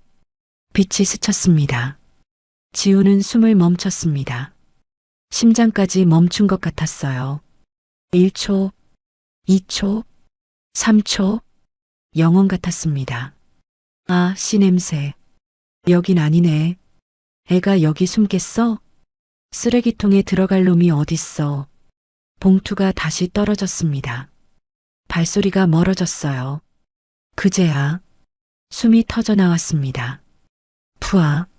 눈물이 같이 쏟아졌어요. 살았다. 진짜 살았다. 온몸이 덜덜 떨렸습니다. 이빨이 부딪혔어요. 저 사람들은 몰랐어요. 이 아이가 이미 쓰레기통에서 살아본 아이라는 걸. 그때 주머니 안에서 쪽지가 손에 닿았습니다. 지우는 꺼내지 않고 그냥 가슴에 꼭 눌렀어요. 아저씨, 나 잘 숨었어요. 아저씨가 가르쳐준 대로 했어요. 처음으로 조금 웃었습니다. 더러운 쓰레기 더미 속. 세상에서 제일 더러운 곳. 그런데 이상하게 가장 안전한 곳 같았어요. 여기서 아저씨 기다려야지. 할머니한테 미안하다고 해야지. 다 끝나면 셋이 밥 먹어야지. 지우는 눈을 감았습니다. 점퍼를 꼭 껴안았어요. 그리고 지우는 몰랐습니다. 멀리서 누군가 그 모습을 보고 있다는 걸. 쓰레기 더미 위, 낡은 건물 옥상, 깨진 창문 틈 사이로 망원 렌즈 하나가 조용히 움직이고 있었어요. 찾았다. 낮은 목소리. 쓰레기장 꼬마 아직 살아있네. 저 점퍼 안에 뭔가 있어. 꼭 쥐고 있는 거 봐. 카메라 셔터 소리가 작게 울렸습니다. 찰칵. 누군가에겐 그 아이 하나가 아주 비싼 단서가 되고 있었어요. 그리고 진짜 사냥은 지금부터 시작이었습니다. 아침이 완전히 밝기 전이었습니다. 하늘은 아직 잿빛이었고 골목엔 물비린내가 남아 있었어요. 지우는 천천히 걸었습니다. 달릴 힘이 없었어요. 다리가 후들거렸습니다. 발바닥 상처가 따끔거렸죠. 점퍼 안을 계속 붙잡고 있었습니다. 혹시라도 빠질까봐, 혹시라도 누가 낚아챌까봐. 도장, USB, 쪽지, 아저씨가 숨긴 것들. 이젠 자기 목숨보다 소중했습니다. 어디로 가야 할지 몰랐어요. 그냥 사람 많은 곳은 피했습니다. 큰 길도 피하고 밝은 곳도 피했어요. 그러다 고물상 하나가 보였습니다. 낡은 간판, 페인트 벗겨진 철문, 앞에는 캔이랑 폐지가 산처럼 쌓여 있었죠. 문은 반쯤 열려 있었어요. 안에서 형광등이 깜빡였습니다. 지지직, 지지직. 이상하게 그 불빛이 따뜻해 보였습니다. 지우는 잠깐 멈췄어요. 배가 너무 고팠거든요. 어제 이후 제대로 먹은 게 없었습니다.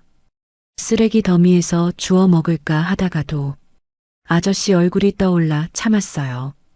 도련님, 아무거나 먹으면 탈나요. 그 말, 이상하게 아직도 지키고 있었습니다. 그때 안에서 목소리가 들렸습니다. 야, 거기 누구야? 깜짝 놀라 도망치려 했어요. 그런데 다리에 힘이 풀렸습니다. 철문이 열렸습니다. 55쯤 되어 보이는 남자, 기름때 묻은 작업복, 장갑 낀 손, 눈이 작고 인상이 거칠었어요. 처음엔 무서웠습니다. 작은아빠 같은 사람일까봐. 남자는 지훈을 위아래로 훑어봤습니다. 젖은 옷, 맨발, 얼굴에 상처, 잠시 아무 말이 없었습니다. 그리고 툭 한숨을 쉬었어요. 고개를 들었어요. 너 그 할머니 손주 아니냐? 지훈 심장이 철렁 내려앉았습니다. 알아봤어? 폐지 팔러 왔을 때 봤지. 근데 왜 혼자야? 할머니는? 지훈은 대답하지 못했어요. 입술만 떨렸습니다. 아저씨가 한참 지훈을 봤어요. 눈, 상처, 더러운 점퍼, 맨발, 그리고 낮게 말했습니다. 들어와. 일단 앉아. 목소리는 거칠었지만 눈은 따뜻했어요. 지훈은 안으로 들어갔습니다. 낡은 의자에 앉았어요. 밥 먹었냐? 그 말, 그 한마디에 지훈 눈물이 핑 돌았습니다. 네. 작게 대답했어요. 남자는 말없이 안으로 들어갔다가 컵라면 하나를 들고 나왔습니다. 뜨거운 물을 부어줬어요. 천천히 먹어. 체하면 또 골치 아프다. 그 말투, 어디서 많이 들어본 말 같았습니다. 지훈은 쭈그리고 앉아 라면을 먹었어요. 후루룩 눈물이 같이 떨어졌습니다. 남자는 담배를 물고 멀찍이서 지켜봤습니다. 집 나왔냐? 지훈은 대답 안 했어요. 쫓기는 얼굴이네. 그 말에 젓가락이 멈췄습니다.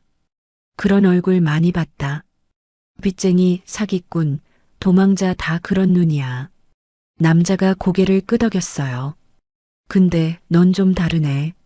누굴 지키는 눈이다. 지훈 가슴이 쿵 내려앉았습니다. 점퍼를 더 꽉 잡았습니다. 그때 툭 주머니에서 도장이 떨어졌어요.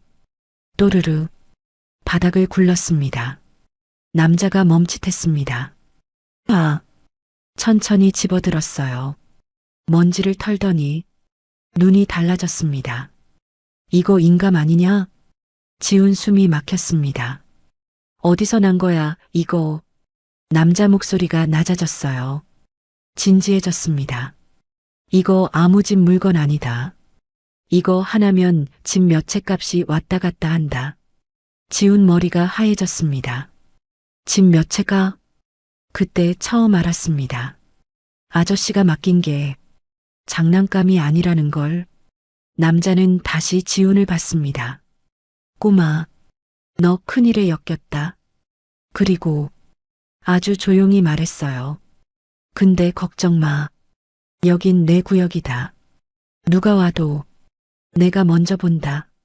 지훈은 처음으로 누군가 뒤에 서 있는 느낌이 들었습니다. 혼자가 아니었습니다. 그날 지훈에게 처음으로 어른이 생겼습니다. 그리고 지훈은 아직 몰랐습니다. 이 고물상 아저씨가 자기 인생을 뒤집어줄 사람이라는 걸. 아침 해가 천천히 올라왔습니다. 고물상 지붕 위로 엷은 햇빛이 번졌어요. 밤새 젖어있던 철판이 서서히 마르고 있었습니다. 지훈은 고물상 안구석 박스더미에 앉아 있었어요. 손에는 따뜻한 컵라면, 김이 모락모락 올라왔습니다. 천천히 먹어라. 데인다. 고물상 아저씨가 말했어요. 목소리는 거칠었지만 이상하게 부드러웠습니다. 지훈은 고개를 끄덕이며 조심히 면을 후루룩 삼켰어요. 뜨거웠습니다. 그런데도 좋았어요. 며칠 만에 제대로 된 음식이었습니다. 이름이 뭐랬지? 지훈이요. 그래, 지훈아. 아저씨가 잠깐 멈췄습니다. 집에서 도망쳤냐? 젓가락이 멈췄어요. 심장이 철렁 내려앉았습니다. 아, 아니에요. 거짓말이 서툴렀습니다. 목소리가 떨렸어요. 아저씨는 더 묻지 않았습니다. 그냥 한숨만 쉬었어요. 요즘 세상 무섭다. 애들이 갈 데가 없네. 그 말이 괜히 가슴에 박혔습니다. 그때였습니다. 기익. 고물상 철문이 열렸어요. 낯선 그림자 둘. 검은 점퍼, 짧은 머리. 지훈의 심장이 멎는 줄 알았습니다. 어제 그놈들, 쓰레기장, 승합차, 무전기, 몸이 먼저 반응했어요. 점퍼 안쪽 주머니를 꽉 움켜쥐었습니다. 도장, USB, 쪽지, 아저씨 눈이 순간 지훈을 스쳤습니다. 그리고 아주 미세하게 굳었어요. 뭐 찾으세요? 아저씨가 태연하게 물었습니다. 꼬마 하나 못 봤어요? 이 근처 돌아다닌다던데. 심장이 쿵, 쿵. 여기 고물상입니다. 애 키울 형편 안 됩니다. 딱 잘라 말했어요. 남자 하나가 안쪽으로 들어왔습니다. 쓰레기 더미를 툭툭 발로 찼어요. 눈이 사납게 돌아갔습니다. 저기 애 있잖아. 순간 공기가 얼어붙었습니다. 지훈과 눈이 마주쳤어요. 끝이다. 그 생각이 번쩍 들었습니다. 남자가 천천히 다가왔습니다. 한 걸음, 또 한 걸음. 아, 너, 이리 와봐. 발이 안 떨어졌어요. 몸이 굳었습니다. 그때, 툭, 아저씨가 지훈 앞을 막아섰습니다. 우리 조카입니다. 일 도와주는 애예요. 조카? 남자가 비웃었습니다.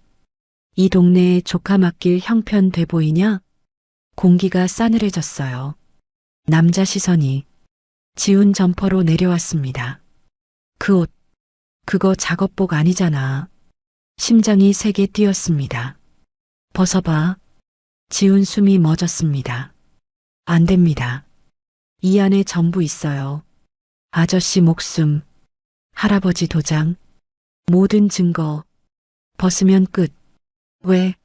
못 벗어? 남자가 팔을 잡으려는 순간 쾅! 아저씨가 철판을 발로 걷어찼습니다. 요란한 소리, 깡통들이 와르르 쏟아졌어요. 아이고, 고물 망가지잖아요. 돈 물어낼 거예요? 일부러 고함을 질렀습니다. 밖에서 사람들이 쳐다봤어요. 동네 어르신들, 폐지 줍는 할머니들. 남자가 인상을 찌푸렸습니다. 재수 없네. 다른 데 가자. 발길을 돌렸어요. 철문이 닫히는 소리. 기익. 그제야 지훈 다리에 힘이 풀렸습니다. 털썩 주저앉았어요. 숨이 터져 나왔습니다. 아저씨가 천천히 다가왔습니다. 걱정 마라. 나는 애 파는 인간 아니다. 그리고 근데 이제 여기 오래 있으면 안 된다. 바깥에서 낯선 승합차 한 대가 다시 천천히 고물상 앞을 지나가고 있었습니다. 엔진 소리 천천히 느리게 계속 맴돌았어요. 지훈은 깨달았습니다. 놈들 아직 포기 안 했어요. 그리고 이번엔 진짜로 점퍼 안에 있는 걸 노리고 있다는 걸. 지훈은 점퍼 안쪽을 계속 만지고 있었어요. 주머니 속 단단한 감촉, USB, 도장, 쪽지, 아저씨가 목숨 걸고 숨긴 것들. 할머니한테 돌아가고 싶었지만 갈 수 없었어요. 그 사람까지 위험해지니까 이거 확인해야 하는데 혼잣말이 새어나왔습니다. 하지만 어떻게 하는지 몰랐어요. 컴퓨터, 포트, 파일, 이런 건 한 번도 해본 적 없었습니다. 저택에서는 항상 비서가 대신 해줬거든요. 누가 좀 알려주면 좋겠다. 그때였어요. 아저씨가 담배를 꺼내 물었다가 아이를 보고 다시 집어넣었습니다. 할머니한테 무슨 일 있냐? 지훈이 고개를 저었어요. 할머니는 괜찮아요. 제가 못 가는 거예요. 왜? 위험해져요. 제가 가면. 잠깐 침묵. 아저씨가 한숨 쉬었어요. 아, 너 혹시 뉴스에 나온 그 애 아니냐? 지훈 심장이 멎었습니다. 재벌집 손자, 운전기사한테 버림받았다는. 입술이 바싹 말랐어요. 도망쳐야 하나? 들켰으면 신고하나? 그때 아저씨가 말했습니다. 나도 버림받아 봤다. 지훈이 고개를 들었어요. 어렸을 때 아버지한테 쓰레기통에서 잤어. 나도. 아저씨 눈이 잠깐 멀어졌습니다. 근데 말이야. 진짜 버린 놈은 따로 있더라. 겉으로 버린 척한 놈이 진짜였어. 지훈 가슴이 쿵 내려앉았어요. 내가 갖고 있는 거, 그게 뭔지 모르겠지만 중요한 것 같으니까 물어보는 거다. 지훈은 주머니를 꽉 잡았습니다. 아저씨, 목이 막혔어요. 이거 좀 봐줄 수 있어요? USB를 내밀었습니다. 작은 손이 덜덜 떨렸어요. 아저씨가 눈을 가늘게 떴어요. 이게 뭐냐? 몰라요. 근데 중요한 것 같아요. 아저씨, 나 컴퓨터 못해요. 잠깐. 정적? 아저씨는 말없이 USB를 받았어요. 와라. 저기 앉아. 낡은 컴퓨터, 모니터 테이프 붙은 것, 키보드 글자 반쯤 지워진 것, 딸깍, USB 꽂는 소리, 폴더 하나 떴습니다. 영상 파일, 여러 개. 아저씨가 더블 클릭했어요. 흑백 화면, 병실, 침대, 산소호흡기, 할아버지였습니다. 지운 숨이 멎었어요. 할아버지, 화면 속 할아버지는 눈을 감고 누워 있었습니다. 기계 소리만 규칙적으로 울렸어요. 삐, 삐, 삐. 그리고 문이 열렸습니다. 작은 아빠가 들어왔어요. 주변을 살폈습니다. 문을 닫았어요. 그리고 할아버지 침대로 다가갔습니다. 지훈 심장이 미친 듯이 뛰었어요. 안 돼. 작은 아빠 손이 산소호흡기 선에 닿았습니다. 안 돼. 지훈이 소리쳤어요. 하지만 화면은 멈추지 않았습니다. 툭. 선이 빠졌습니다. 삐. 기계음이 길게 울렸어요. 지훈 눈앞이 하얘졌습니다. 저 사람이 입술이 하얗게 질렸어요. 우리 할아버지를 토할 것 같았습니다. 위장이 뒤집히는 느낌. 우에 고물상 아저씨가 지훈 등을 토닥였어요. 괜찮아. 괜찮아. 숨 쉬어. 천천히. 지훈은 한참을 헐떡였습니다. 눈물이 멈추지 않았어요. 이거 살인이네. 아저씨가 낮게 중얼거렸어요. 마이너스 마이너스 마이너스. 이걸 내가 갖고 있었어? 지훈이 고개를 끄덕였습니다. 박 기사 아저씨가 숨겨줬어요. 날 살리려고. 그 아저씨 뉴스에 나온 그 기사? 네. 지금 감옥에 있는? 네. 잠깐 침묵. 아저씨가 담배를 꺼냈다가 또 다시 넣었습니다. 꼬마. 목소리가 낮아졌어요. 이거 지금 경찰 가면 되겠다. 당장 뒤집힌다. 지훈 손이 꽉 쥐어졌습니다. 안 돼요. 왜? 지금 올리면 아저씨 죽어요. 아저씨가 멈췄어요. 지훈이 울먹이며 말했습니다. 저 사람들 무서워요. 증거 있는 거 알면 아저씨부터 없앨 거예요. 입술이 떨렸어요. 아저씨 나 때문에 감옥 갔어요. 나 때문에 맞았어요. 근데 또 나 때문에 죽으면 안 돼요. 고물상한 형광등 소리만 지지직 울렸습니다. 아저씨가 한숨 쉬었어요. 그래, 머리 좋네. 꼬마가 컴퓨터를 끄고 USB를 다시 건넸습니다. 그럼 타이밍 잡아. 사람 제일 많을 때 한 번에 터뜨려. 지훈 눈이 커졌어요. 언제요? 아저씨가 달력을 가리켰습니다. 저 기사 재판 3일 뒤라더라. 뉴스에서 봤어. 3일. 그날. 법원. 기자. 카메라. 그때 터뜨리면 아무도 못 덮어. 심장이 쿵. 처음으로 계획이 생겼습니다. 도망만 치던 아이가 이제 기다리는 아이가 됐어요. 지훈은 USB를 가슴 안쪽 깊숙이 넣었습니다. 고마워요. 작게 말했어요. 아저씨가 툭 웃었습니다. 아, 살아남아라. 살아남는 놈이 이기는 거다. 그 말, 이상하게 박 기사 말투랑 닮아 있었어요. 지우는 고개를 숙였습니다. 아저씨, 할머니한테 전해줄 수 있어요? 뭘? 나 괜찮다고요. 꼭 다시 온다고요. 아저씨가 끄덕였습니다. 알았다. 밖으로 나오자 밤바람이 차게 불었습니다. 하지만 무섭지 않았어요.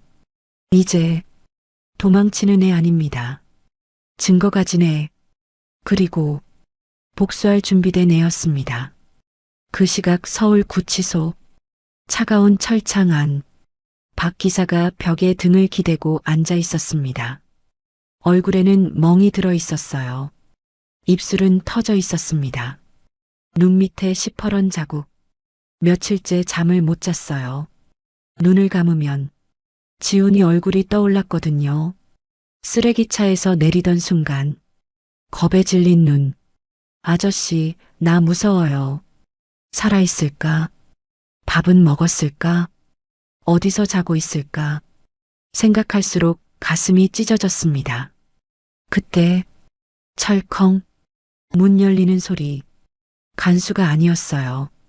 양복 입은 남자, 번쩍이는 구두, 비싼 향수 냄새, 작은아버지의 비서, 강 실장. 박 기사 눈빛이 차갑게 변했습니다. 뭐하러 왔습니까? 강 실장이 웃었어요. 입꼬리만 올라간 웃음. 면회 왔지. 오랜 동료잖아. 철창 앞에 의자를 끌어다 앉았습니다. 다리를 꼬았어요. 마이너스. 고생이 많네. 박 기사. 아니, 이제 피의자 박모 씨라고 해야 하나? 박 기사는 대답하지 않았습니다. 강 실장이 서류 봉투를 꺼냈어요. 철창 사이로 밀어 넣었습니다. 뭡니까? 이게 합의서. 뭐요? 간단해. 내가 혼자 한 짓이다. 아이는 이미 죽었다. 이렇게 진술하면 끝이야. 박 기사 입술이 실룩거렸습니다. 그럼 뭘 주는데요? 10억? 출소하면 바로 입금해 줄게. 새 인생 시작해. 해외로 가든 뭐라든. 박 기사가 천천히 고개를 들었어요. 10억이요. 그래. 나쁘지 않지? 30년 월급보다 많네요. 강 실장이 웃었습니다. 그러니까 사인해. 박 기사도 웃었어요. 처음으로. 그리고 서류를 집어들었습니다. 강 실장 눈이 반짝였어요. 박 기사가 서류를 펼쳤습니다. 한 장, 두 장, 그리고 찢었습니다. 쓱, 쓱, 쓱. 강 실장 얼굴이 굳었어요. 뭐 하는 거야? 박 기사가 찢어진 종이를 철창 밖으로 던졌습니다. 10억으로 제 밥값 사시게요? 전 30년 동안 그 집에서 일했습니다. 회장님 신발 닦고, 도련님 기저귀 갈고, 새벽마다 차 빼고, 목소리가 낮아졌어요. 근데요, 단 한 번도 제 주인은 돈이 아니었습니다. 강 실장 얼굴이 붉어졌어요. 미쳤군. 미쳤죠. 근데 어쩌겠습니까? 충신은 원래 미친놈들이에요. 강 실장이 벌떡 일어났습니다. 의자가 쓰러졌어요. 좋아. 그럼 다른 방법 쓰지 뭐. 철창의 얼굴을 가까이 들이밀었습니다. 그 애, 아직 안 찾았어. 박 기사 눈이 흔들렸어요. 근데 말이야, 우리가 먼저 찾으면. 강 실장이 손가락으로 목을 그었습니다. 슥, 끝이야. 박 기사 손이 부르르 떨렸습니다. 그리고 당신도 끝이야. 강 실장이 몸을 돌렸어요. 재판 이틀 남았어. 그 전에 찾아낼 거야. USB도, 그 애도. 문이 닫혔습니다. 쾅! 박 기사 혼자 남았어요. 손이 떨렸습니다. 온몸이 떨렸어요. 도련님, 눈물이 흘렀습니다. 제발 숨어 있어요. 절대 나오지 마요. 하지만 박 기사는 몰랐어요. 그 시각 지훈이 이미 움직이고 있다는 걸. 같은 시각 서울 외곽 지훈은 고물상 창고에 숨어 있었습니다. 점퍼를 꽉 껴안고 USB를 가슴에 품고 내일. 손이 떨렸어요. 내일이면 끝이야. 재판 하루 전 고물상 아저씨가 신문을 가져왔어요. 이거 봐라. 일면 기사. 재벌가 운전기사 내일 첫 재판. 아이는 이미 죽었다 진술 유지. 유족 측 엄벌 촉구. 지훈 손이 떨렸습니다. 아저씨가 아직도 그러고 있어요. 눈물이 났어요. 나 살았는데. 나 여기 있는데. 고물상 아저씨가 지훈 어깨를 잡았습니다. 아, 울지 마. 내일이면 끝이야. 내가 가서 보여주면 돼. 지훈이 고개를 들었어요. 무서워요. 뭐가? 저 사람들. 작은 아빠 사람들. 나 찾고 있잖아요. 고물상 아저씨가 한숨 쉬었어요. 그래. 위험하지. 근데 말이야. 아저씨가 지훈 눈을 똑바로 봤습니다. 네 아저씨. 지금 감옥에서 뭐하고 있겠냐? 지훈이 입술을 깨물었어요. 나 기다리고 있겠죠. 그래. 기다리고 있어. 내가 올 거라고 믿으면서. 눈물이 뚝 떨어졌습니다. 갈게요. 뭐? 내일. 법원 갈게요. 지훈이 USB를 꺼냈어요. 이거 들고 아저씨 앞에 설 거예요. 고물상 아저씨가 끄덕였습니다. 잘 생각했다. 근데요. 지훈이 고개를 숙였어요. 만약에 내가 못 가면. 아, 이거 아저씨가 대신 전해줄 수 있어요? USB를 내밀었습니다. 고물상 아저씨가 한참 봤어요. 그리고 USB를 밀어냈습니다. 안 받아. 왜요? 내가 직접 줘야지. 내가 직접 가야지. 아저씨가 지훈 손을 잡았어요. 아, 넌 갈 수 있어. 살아남는 놈이 이기는 거라고 했잖아. 지훈 눈에서 눈물이 흘렀습니다. 네. 그리고 아저씨가 주머니에서 뭔가 꺼냈어요. 낡은 모자, 작업용 마스크, 헐렁한 점퍼. 이거 입어. 내일 법원 갈 때. 지훈이 받아들었어요. 이게요? 폐지 줍는 애처럼 보여야지. 그래야 안 들켜. 지훈이 고개를 끄덕였습니다. 고마워요. 아저씨가 툭 웃었어요. 고마우면 살아남아. 그게 보답이야. 밤이 깊었습니다. 지훈은 창고 구석에 웅크렸어요. 점퍼를 덮고 USB를 가슴에 품고 내일 모든 게 끝납니다. 아저씨를 구하거나 아니면. 지훈은 눈을 감았어요. 아저씨, 기다려요. 내가 갈게요. 그리고 아침이 밝았습니다. 재판 당일 모든 것이 결정되는 날. 서울중앙지방법원. 아침 9시 법원 앞은 사람들로 가득했습니다. 기자들, 카메라, 마이크, 피고인 박상철. 오늘 첫 재판입니다. 재벌가 후계자 유기 사건, 전국민 관심 집중. 플래시가 터졌어요.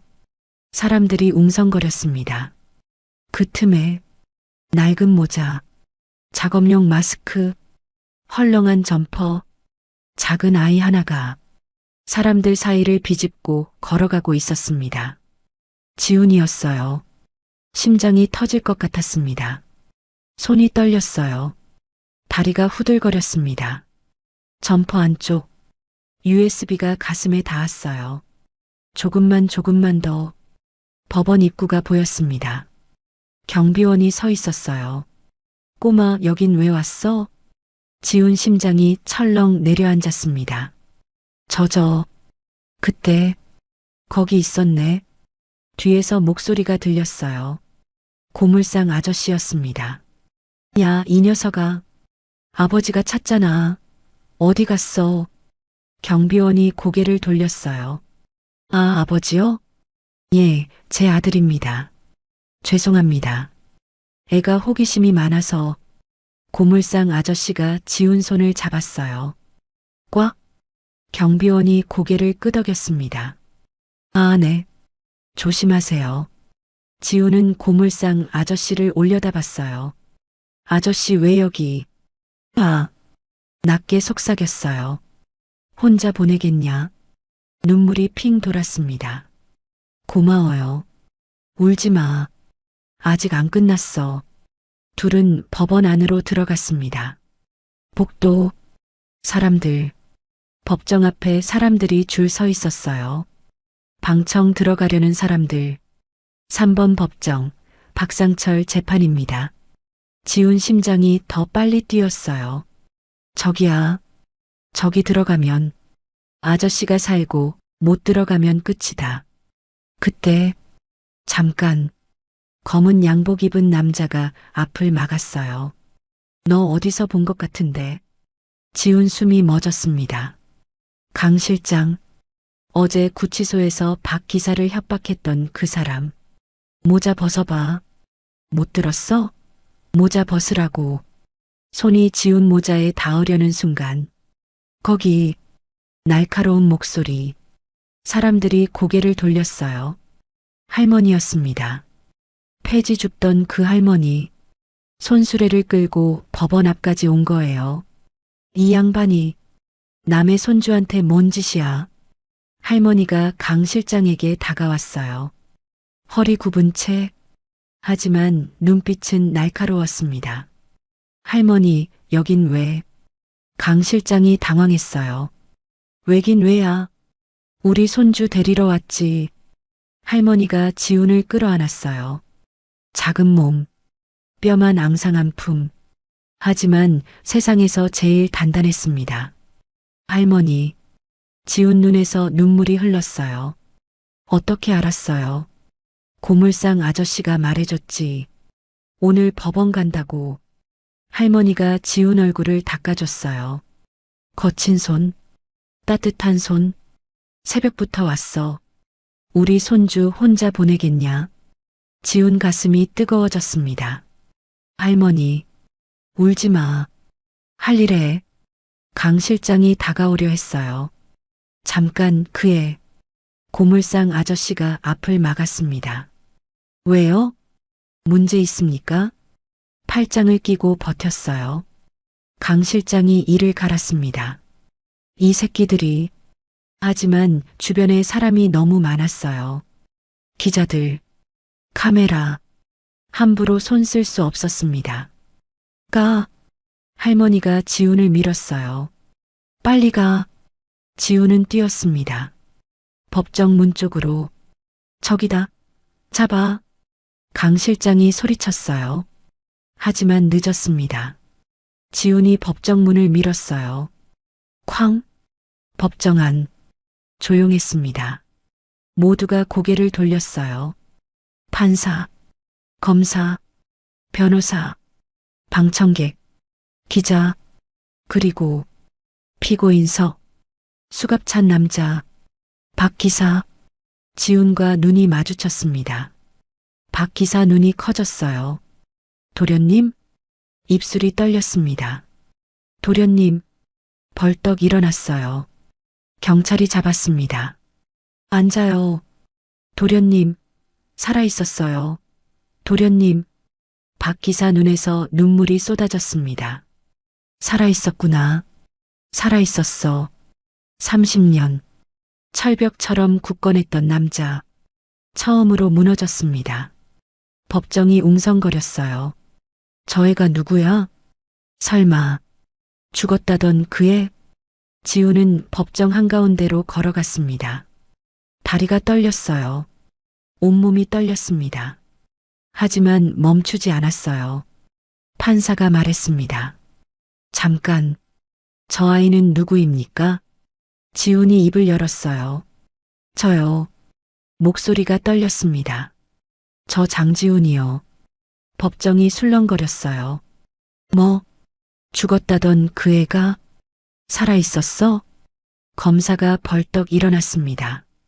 판사님, 저 건. 그때 방청석에서 누군가 소리쳤어요. 됐어. 끌어내.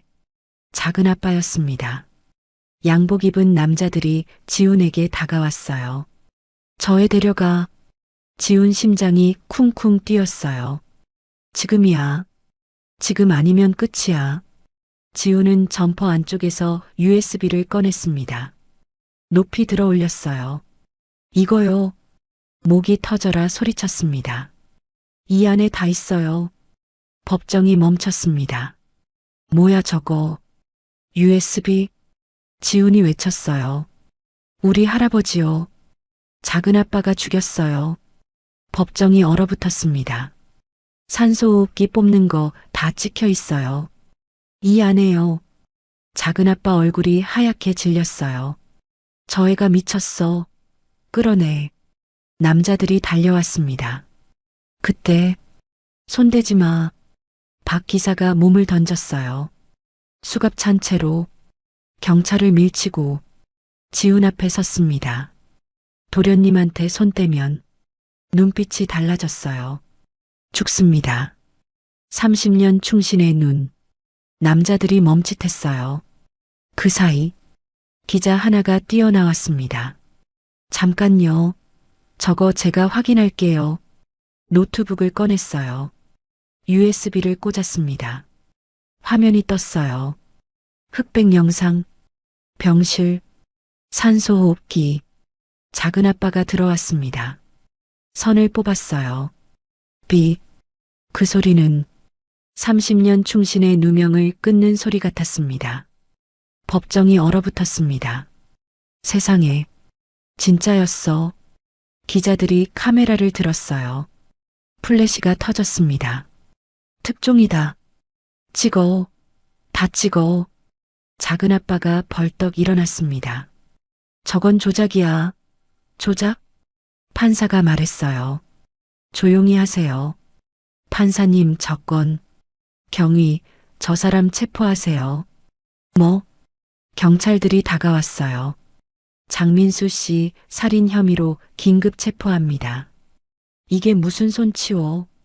수갑이 채워졌습니다. 찰칵. 작은 아빠가 끌려가면서 소리쳤어요. 이 새끼들 다 죽여버릴 거야. 문이 닫혔습니다. 조용해졌어요. 지훈 다리에 힘이 풀렸습니다. 주저앉으려는 순간 누군가 안아줬어요. 박 기사였습니다.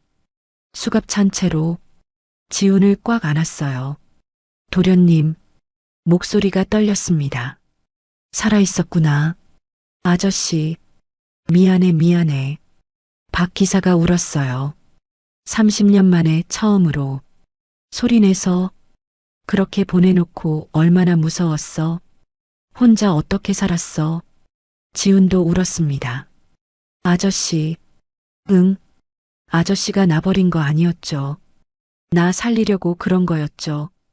박 기사가 고개를 끄덕였어요. 말이 안 나왔습니다. 알아요. 지훈이 말했어요. 다 알아요. 점퍼에 다 있었어요. 돈이랑 초코바랑 쪽지도. 박 기사가 더 세게 안았어요. 읽었어? 네. 지훈아라고 썼죠. 박 기사 어깨가 들썩였습니다. 그래. 아저씨한텐 늘 지훈이었어. 도련님이 아니라 그냥 지훈이. 법정 안이 조용했어요. 모두가 지켜보고 있었습니다. 눈물 흘리는 사람도 있었어요. 그때 법정 문이 열렸습니다. 할머니와 고물상 아저씨가 들어왔어요. 경찰이 막으려 했지만 판사가 손을 저었습니다. 들여보내세요. 할머니가 다가왔어요. 허리 굽은 채 천천히 지훈 앞에 섰습니다. 잘했다. 그 한마디. 지훈이 할머니를 안았어요. 할머니, 울지 마.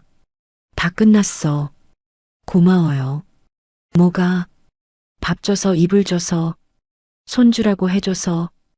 할머니 눈에도 물기가 맺혔어요. 바보 같은 소리 마라. 당연한 건데 뭘. 고물상 아저씨가 뒤에 서 있었습니다. 팔짱 끼고.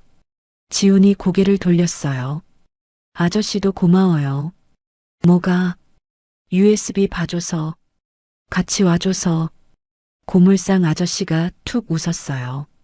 살아남았네. 네. 그럼 된 거지.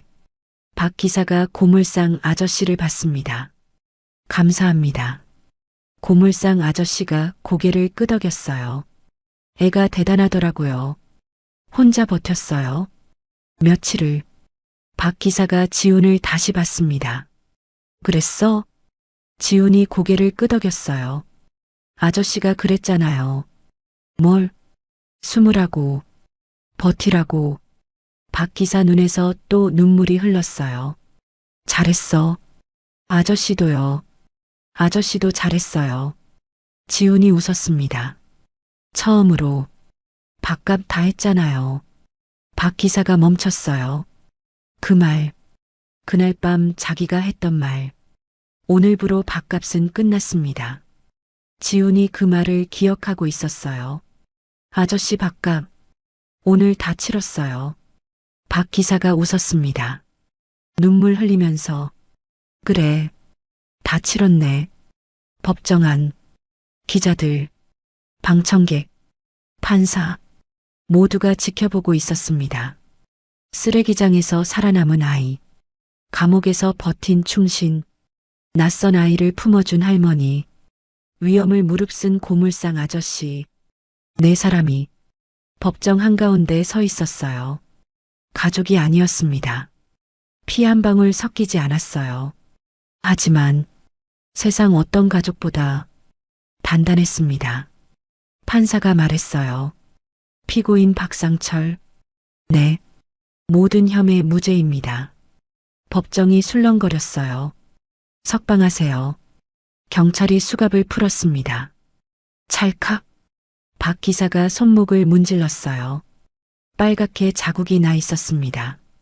지훈이 그 손을 잡았어요. 아저씨. 응. 이제 밥 먹으러 가요. 박 기사가 웃었습니다. 그래. 셋이 같이 먹어요. 지훈이 할머니를 봤어요. 할머니도요. 할머니가 손을 저었어요. 난 됐다. 안 돼요. 지훈이 할머니 손을 잡았습니다. 할머니가 밥 줬잖아요. 이번엔 내가 줄 거예요. 할머니 눈에 눈물이 맺혔어요. 바보 같은 놈.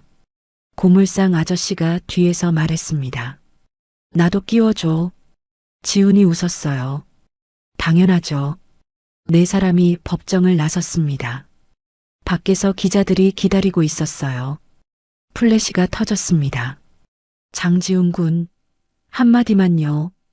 지훈이 멈췄어요. 기자가 물었습니다. 어떻게 살아남았어요? 지훈이 생각했습니다. 쓰레기장, 할머니, 점퍼, 쪽지, 그리고 저 혼자 산 게 아니에요.